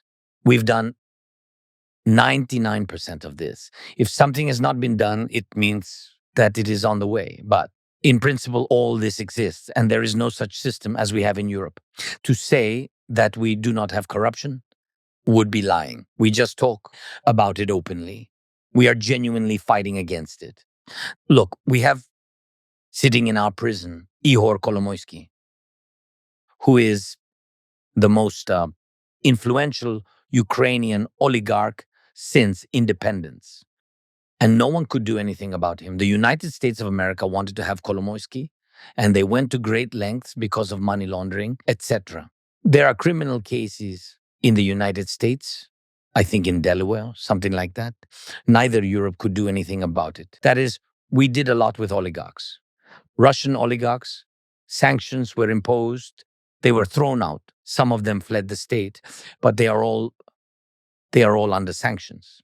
We exchanged some of them for our soldiers, such as Medvedchuk, to whose daughter Putin is godfather. That is, we fought against the strongest influential oligarchs, which are and were in Ukraine, and we eliminated a lot of corruption. Of course, corruption exists in everyday life. It exists, but institutionally, I am sure that Ukraine will overcome all this. This takes a little time. I would say honestly that, listen, what we call corruption, and in some state of the world is called lobbyism. But this does not mean that there is no corruption there. Let's take the aid you mentioned during the war. First of all, we have no money. We have no money except for the war. We received weapons from the United States of America, from Europe. If we take, for example, money from the United States of America, during all this time of the war, around 177 billion have been voted for or decided upon.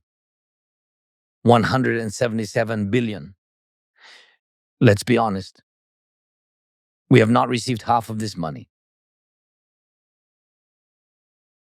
The second point, which is very important, just as an example, is it corruption? The first question, whose corruption? This is the second. Here is just one small example for you.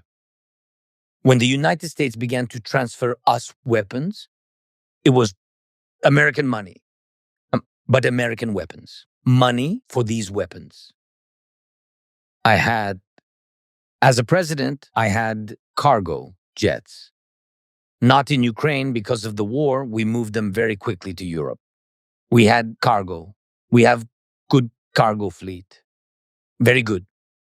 Because of Antonov.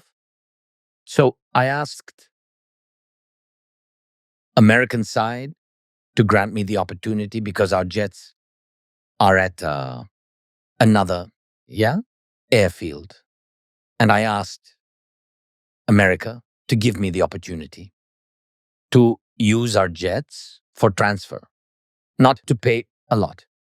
To whom? To your companies, to American companies. No, I didn't get this opportunity. My jets stayed put. And the United States jets, cargo jets, move these weapons. But everywhere you have to spend money. So we could get more weapons, but we have to pay for this very expensive fleet. My question, is this corruption or not? Or lobbyism? What is it? You mean corruption on the part of the U.S. companies? Yes, making such decisions. Yes, I got it. The lobbying for such decisions involves some companies that make these decisions. But I can't be open about it, and I couldn't speak loudly about it. I didn't want, nor did I intend to cause any scandals to arise, because otherwise you can freeze the support, and that's it. And that's why when we talk about corruption, we must ask who is involved. If we had 177, and if we get the half, where is the half? If you will find the second half, you will find corruption. There is a perception of corruption. People like Donald Trump and Elon Musk really care about fighting corruption. What can you say to them to gain their trust that the money is going towards this fight for freedom, towards the war effort? In most cases, we did not receive money, we received weapons. And where we saw risks that something could be a weapon, we would slap everyone on the wrist. And believe me, this is not only about Ukraine. On the supply chain, everywhere, there are some or other people and companies who want to make money because everyone makes money on the war. We did not profit from the war. If we found someone, believe me, we slapped everyone on the wrist. And we did that. We did that. And we will continue to do so because to this day, when someone says that Ukraine was selling weapons, and by the way, Russia was the one pushing this narrative, we always responded. Our soldiers would kill such people with their own hands without any trial. Do you honestly think anyone could steal weapons by the truckload when we ourselves don't have enough on the front lines? And yet we have to provide proof to defend ourselves. Because when there's an abundance of such misinformation, distrust starts to grow. And you're right, people listen to various media outlets, see this, and lose faith in you. In the end, you lose trust. And with it, you lose support. Therefore, believe me, we are fighting more against disinformation than against particular cases, although I still emphasize once again, at the everyday level, such things are still important. We catch these people and we fight them. I mentioned Elon Musk. I would be interested to hear what you think of him, why you respect him as a person, as an engineer, as an innovator, as a businessman. I would just like to hear from you, what do you think about Elon Musk? First of all, I had a conversation with him at the beginning of the war. I talked with him. I respect him, first and foremost. I respect the self-made man, right? In English, I love such people. You know, no one and nothing fell into their lap, but the man did something, did it all himself. I worked myself, created a big production company, and I know what it means to make money, to select talented people, to impart knowledge to them, to invest money, and to create something important for certain people, you know. And I'm not comparing myself to Musk.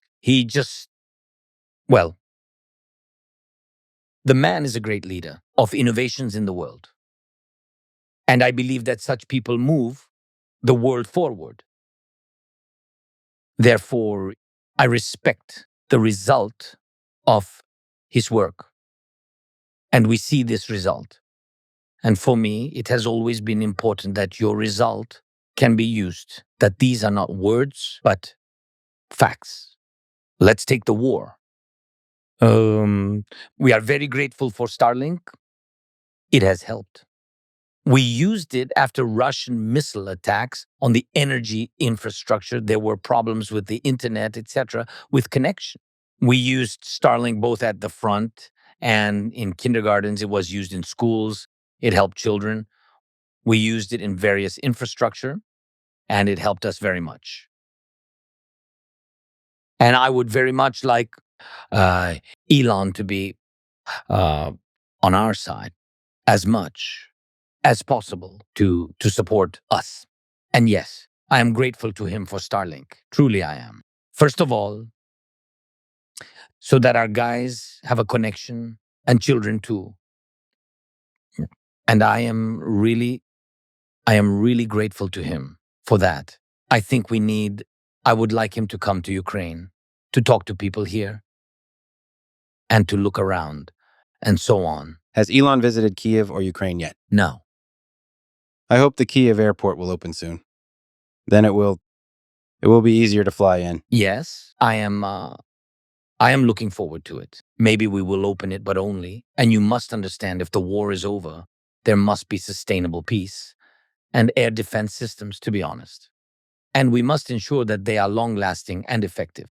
Let's take the airport, for example, and let's focus on the airport in Rzeszów, which you know very well as it is handling important cargo for Ukraine in Poland. And there are Patriot systems there because everyone understands what the risk is. Well, Russia is a risk, and therefore we need air defense systems. And today take, for example, the air defense system of one city or another that is being shelled and move it to the airport. Well, that would be dishonest. People are more important than planes. But there will be a moment, and Trump, by the way, I think that the war will end, and President Trump may be the first leader to travel here by airplane. I think it would be symbolic by airplane. Again, January 25th, around that date, right? Flying in, meeting the Air Force One. That would be cool. Elon Musk.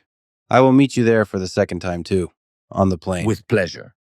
And you, by the way, before I forget, let me ask, are you coming on January 20th for President Trump's inauguration? I would like to, of course. I will be considering what is happening then in the war, because there are moments of difficulties, escalation, many missiles, etc. But honestly, well, I can't. I can't come, especially during the war, unless President Trump invites me personally.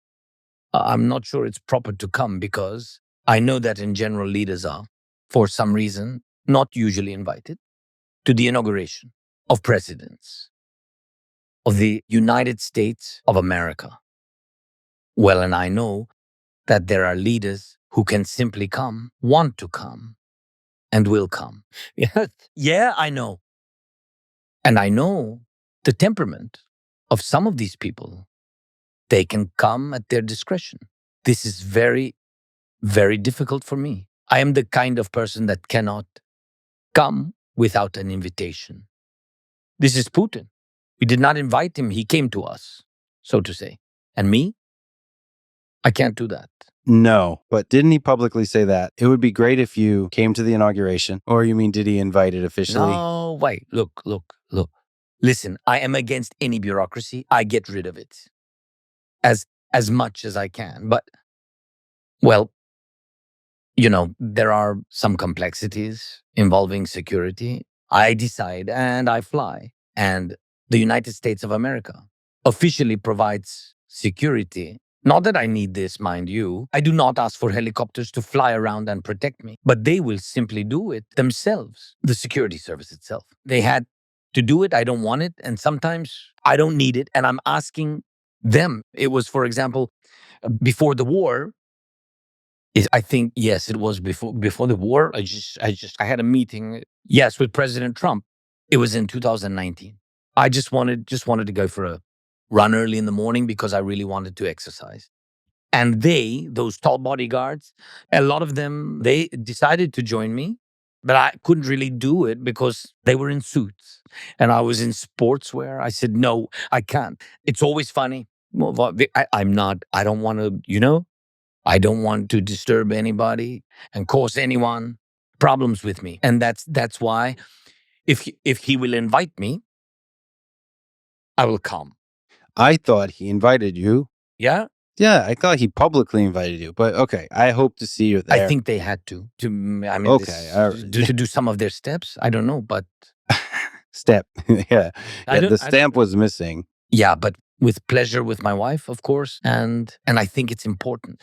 It's important. All right, let's get back to a serious question. Sometimes they say it in America, this question of who is really in power. So let me ask, is someone controlling you? For example, oligarchs, American politicians, Yermak. I wanted to bring this up because I have been here in Ukraine twice since the invasion of 2022. And one of the things I've learned, is that actually nobody controls you. And this is one of your strengths as a president, as a person, that oligarchs And other rich and powerful people like that cannot control you. Can you explain why that is, how you see it? I think, and it is indeed true, that I'm generally difficult to deal with. I am an ambitious person. I can't submit to anyone. I can live by rules, by laws. I believe that this is the only thing that can control any person today. These are the rules and laws of the society or state where you live. And I believe that this is the most important thing. There's no person who could control me. As I once told President Trump, when we had a meeting, by the way, journalists asked if Trump influenced me during the phone call. I told the journalist the truth then. Who can influence me? Only my boy, my son. This is a fact. When he calls asking for something, well, then I lift up my arms. Yes, and I cannot do anything about it because children are children. I have so little time with them. And therefore, when there are these moments, they are precious and important to me. I am ready to do anything. Also, probably my parents, they are an authority for me. Beyond that, I view it more as a system. No one can control the president. Therefore, we have oligarchs who either fled or are in prison because oligarchs usually control cash flows and people and influence politics. And we have concrete examples with sentences. They are not just under house arrest. Not just that, there are some judgments under which their assets were frozen or sanctions were imposed. There are specific people who are behind bars. I think this is the answer regarding the influence. Would they like to influence me in the same way as any president of Ukraine? Because finance and cash flows always influence politics?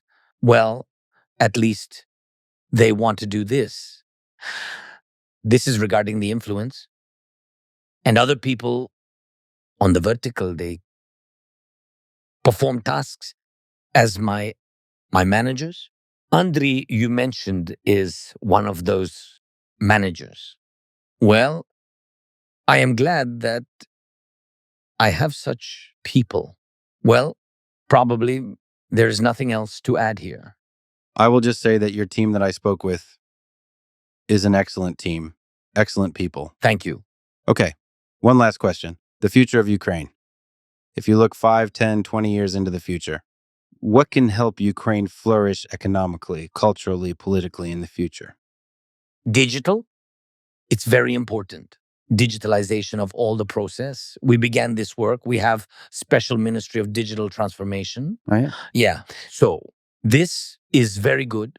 And we also have our DIA. This is the name for all of these services. Yeah. So I think that is the most important. This is, again, this is not only convenient, that will cancel any possibilities for future corruption because you don't have any, you don't have any personal connections with people in the government or elsewhere. So you're just on your phone or any other device. That's it. And I think we are doing very well. We are the best in Europe. All of Europe recognizes it. Some countries of the African Union asked us to provide the same service, and we will do it after the war immediately. And I think that we can bring money to Ukraine from this. And I think what we also need, we need a tax reform. I think it will be very important for the businesses to return. A lot of support will come, I think, from USA business investment, not as direct aid to us, just to the private sector and resources. And I mentioned this to President Trump and to some European leaders who are our key strategic partners, that will be happy, especially with the Americans, will be happy to sign these contracts and engage in joint investments in many areas. And I think we can develop oil, gas, green energy, including solar power. And we already have the resources. We can invest money into this. We have oil reserves in the Black Sea that we can exploit, and we need your expertise and the investment of your companies. We have gold and uranium reserves, the largest in Europe, by the way. which is also very important. For example, Russia has pushed France out of Africa. They urgently need uranium, which we have, so we are ready to open up for investments. And this will give us, of course, opportunities, jobs for people, revenue. I don't want cheap labor, honestly. What I truly want, especially after the war, to open up for those people who can really contribute and earn. Yes. Yeah, and give a reason to the 8 million people to come back. Yes. It's so important. And they will come and we will recover and rebuild Ukraine. We will be very open to companies. And of course, we will welcome our people back. It's so important culturally. I think the most important thing is to remain open and not change our direction. Because culturally aligning with Russia, it's one idea, while aligning with Europe is another. Our people have chosen Europe. It's their choice. It's our choice, the choice of our nation. And I think it's very important. But first, you have to end the war. Yes, you're right. And we will. We want peace, I mean, just to make it clear, we want peace. Just what I always say. You have to come to Ukraine and see for yourself. And people will tell you, no, we can't forgive those murderers who took our lives. But we still want to make peace. And honestly, I think that the highest approval rating of the President of the United States, of Trump, now is in Ukraine. People really believe that he can truly help bring peace. Now they have faith that he can make it happen, that he can support Ukraine and he can stop Putin, and that he will make sure Putin doesn't get everything he wants. This is very important, and it's why we believe that we must not lose this opportunity. I hope you find the path to peace. Thank you. Thank you so much. Thank you for talking. Thank you for coming. Спасибо. Дякую. Я забыл. Дякую. Yeah, you started. Thank you very much. Thank you for listening to this conversation with the President of Ukraine, Volodymyr Zelensky. And now, let me answer some questions and try to reflect on and articulate some things I've been thinking about.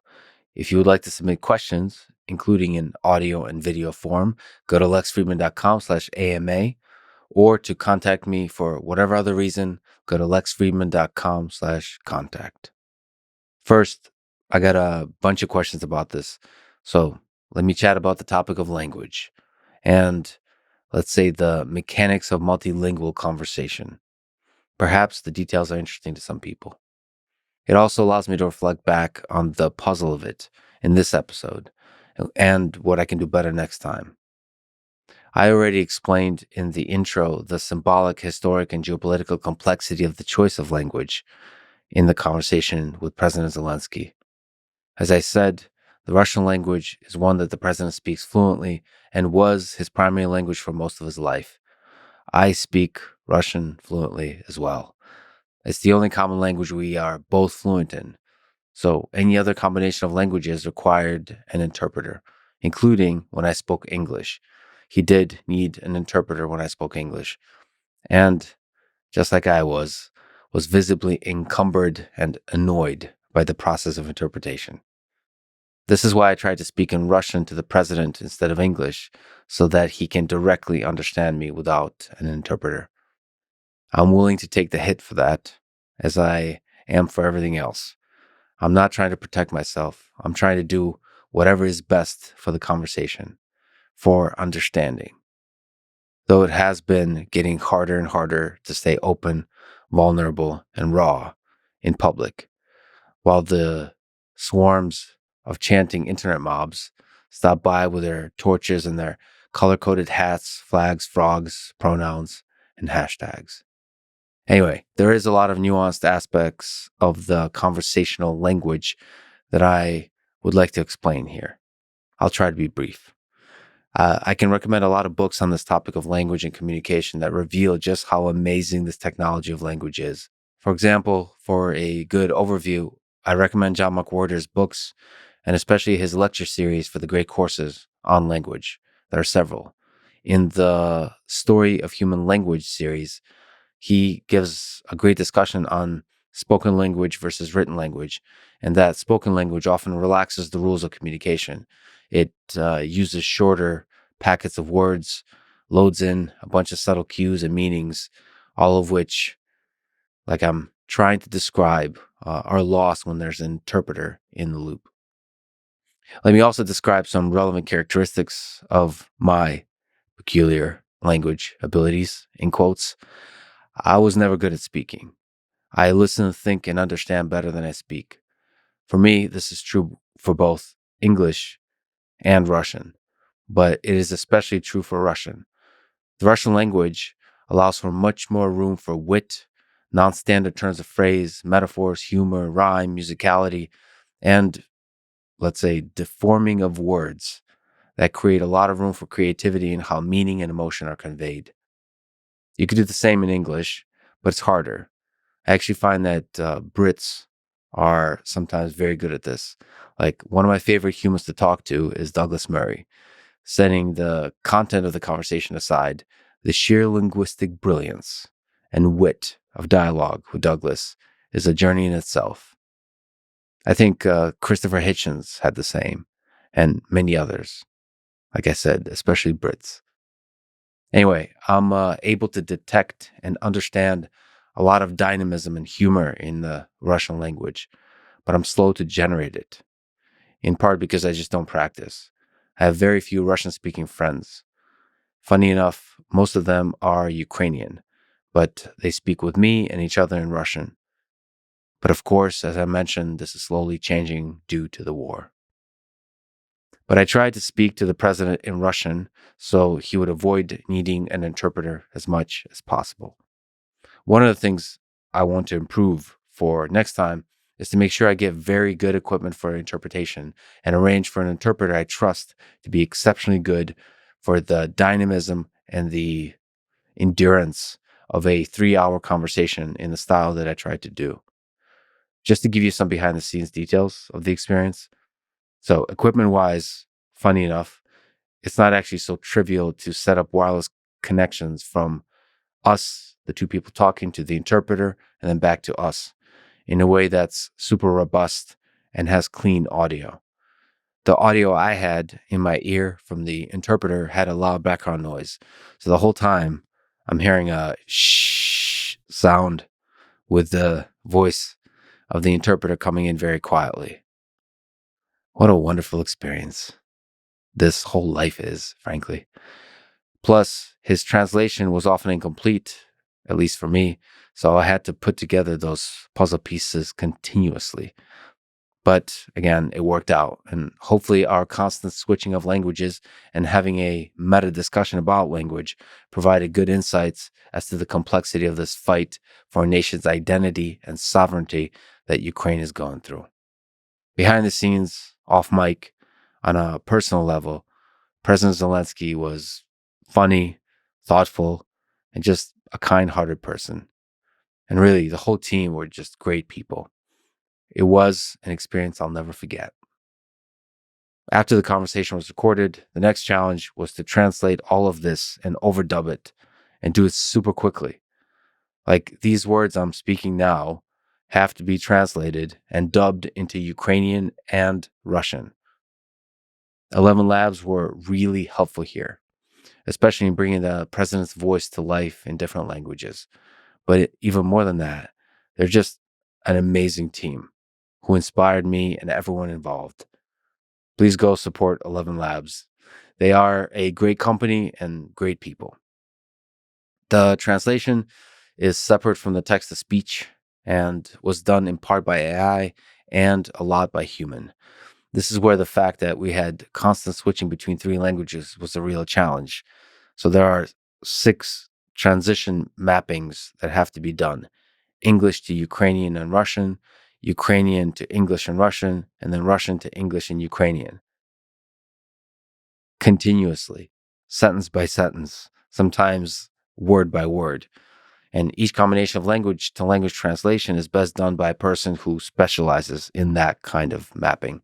So it was all a beautiful mess, all of it. And on top of all of that, great translation is super hard. For example, I've read and listened to a lot of Dostoevsky in both English and Russian and studied the process of how these books are translated by various translators. You can spend a week discussing how to translate a single important sentence well. Obviously, in this situation, we don't have weeks. We have hours for the whole thing. One of the things I regret is not putting enough time into the hiring and selecting great translators from Russian and Ukrainian to English, especially. I think translation is an art. And so getting a good translator that works well with us is a process that needs more time and effort. I'll be doing that more this month. By the way, we have a small but amazing team. If you want to join us, go to lexfriedman.com/hiring. If you're passionate, work hard, and everyone on the team loves working with you, then we'll do some epic stuff together. Would love to work with you. Like I said about 11 Labs, there are a few things as awesome in life as being able to work hard with an amazing team towards a mission all of us are passionate about. Anyway, I'll probably be doing a few more interviews in the Russian language. I do have a lingering goal of interviewing the mathematician Grigory Perelman, but there's also others.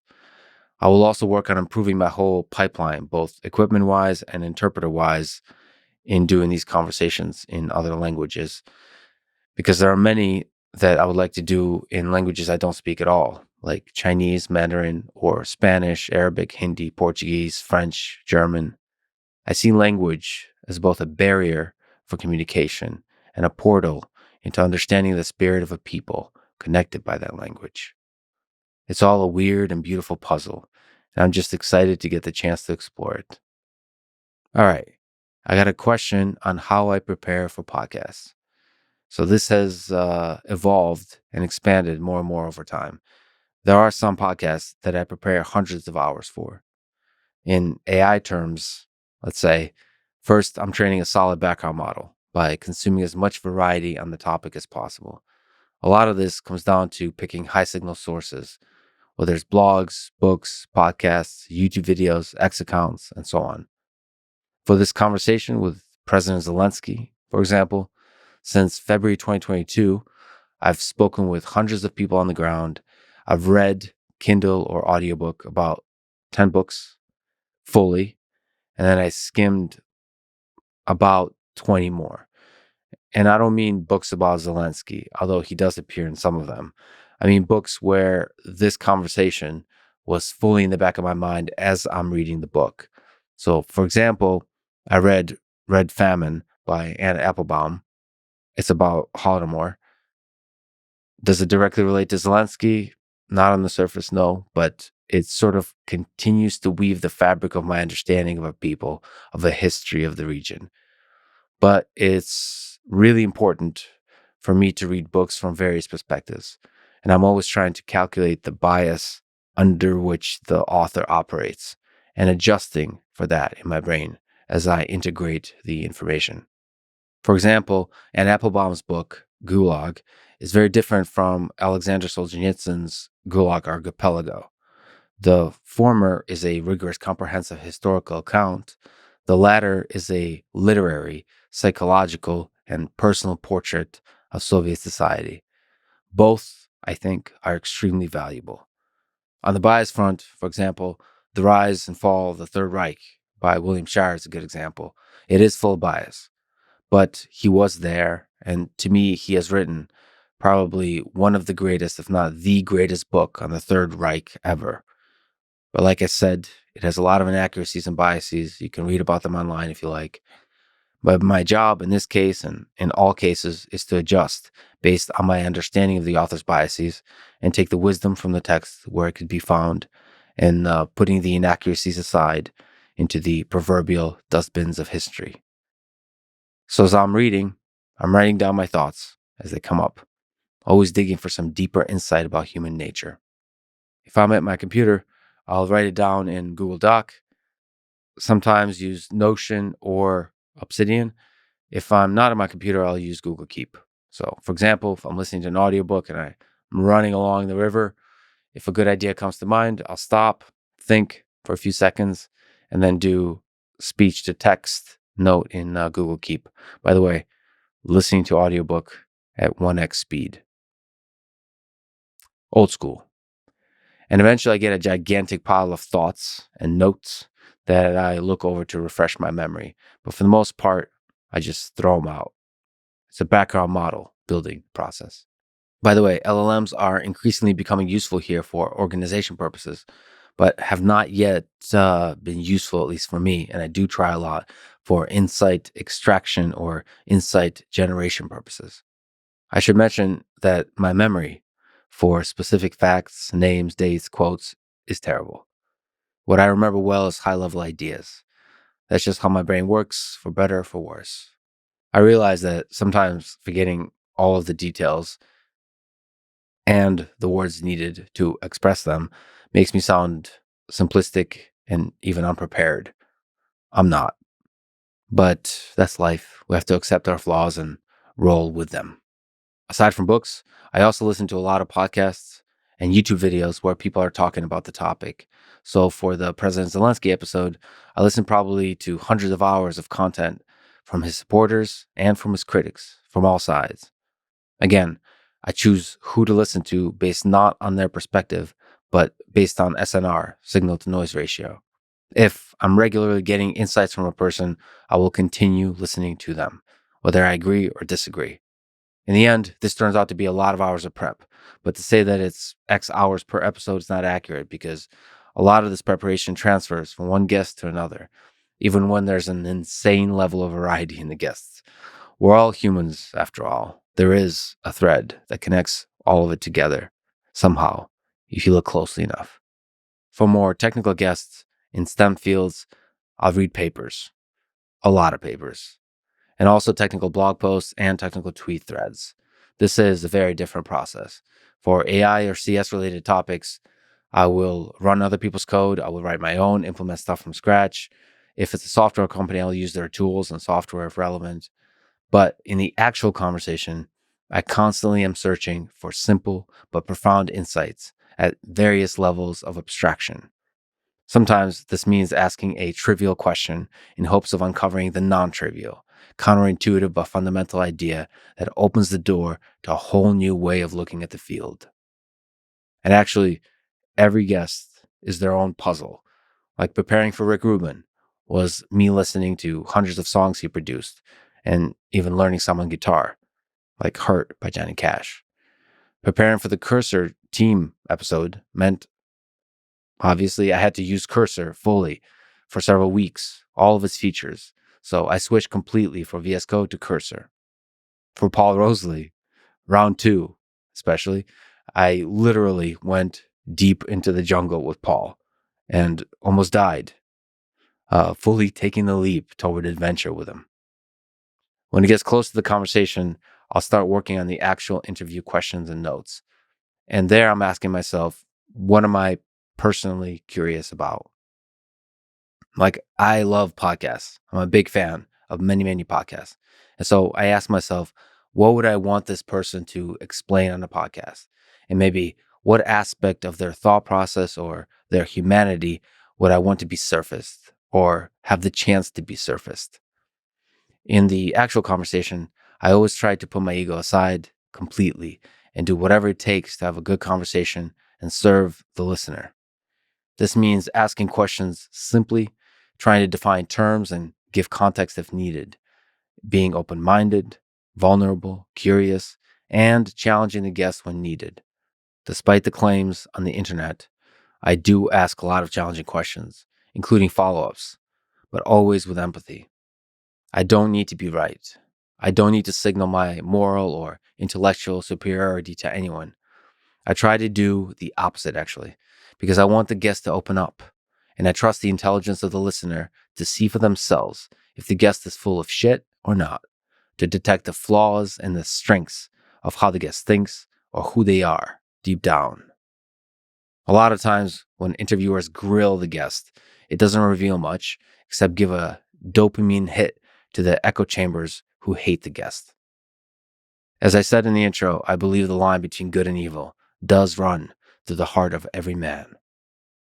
The resulting conversations are sometimes a failure. Sometimes because they're too short, sometimes because the chemistry was just not working, sometimes because I fucked it up. I try to take risks, give it everything I got, and enjoy the roller coaster of it all, no matter what. And as I said, I trust the listener to put it all together. And I trust the critic to tear it apart. And I love you all for it. All right, I got a bit of a fun question. It's a long one. So Delian, cool name, wrote in saying he spotted me out in the wild and had a question about it. He wrote, I saw Lex working at the Detroit airport between flights. I hesitated and ultimately decided not to interrupt since he was in focus mode. True. Lex had his headphones earbuds on, listening to brown noise. Microsoft Surface propped up at eye level, Kinesis Advantage keyboard on the table. The use of Microsoft Windows is surprising, but it has been discussed in the past. True. The ergonomics of the setup, Surface at eye level, means that Lex cares about his health.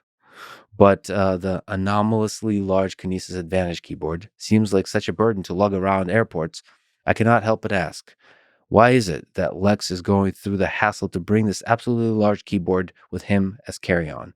It barely fits in a backpack. Carrying it around must be necessary for Lex for some reason. I love the puzzle of this, that you're trying to think through this. The pain of lugging this tool around must be much smaller than the problem it solves for him, ? What problem does this keyboard solve? What makes it necessary at the airport? Productivity, health, RSI? Good questions. Thank you, Delia. Great question. It made me smile, so I thought I'd answer. I remember that day. There was something else about that day aside from the keyboard that I miss. So I am filled with a melancholy feeling that is appropriate for the holiday season. So let me try to set the melancholy feeling aside, answer a question about my computer setup when I'm traveling. So whether I'm going to SF, Boston, Austin, London, or the front in Ukraine, I am always bringing the Kinesis keyboard.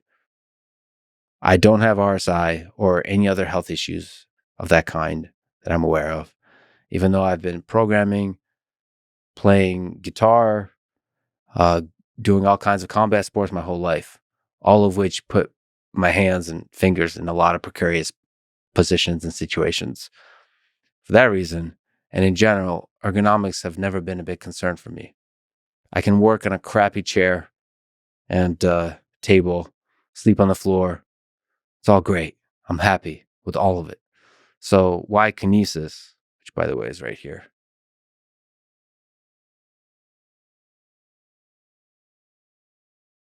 I had to think about it. Your question actually made me reflect.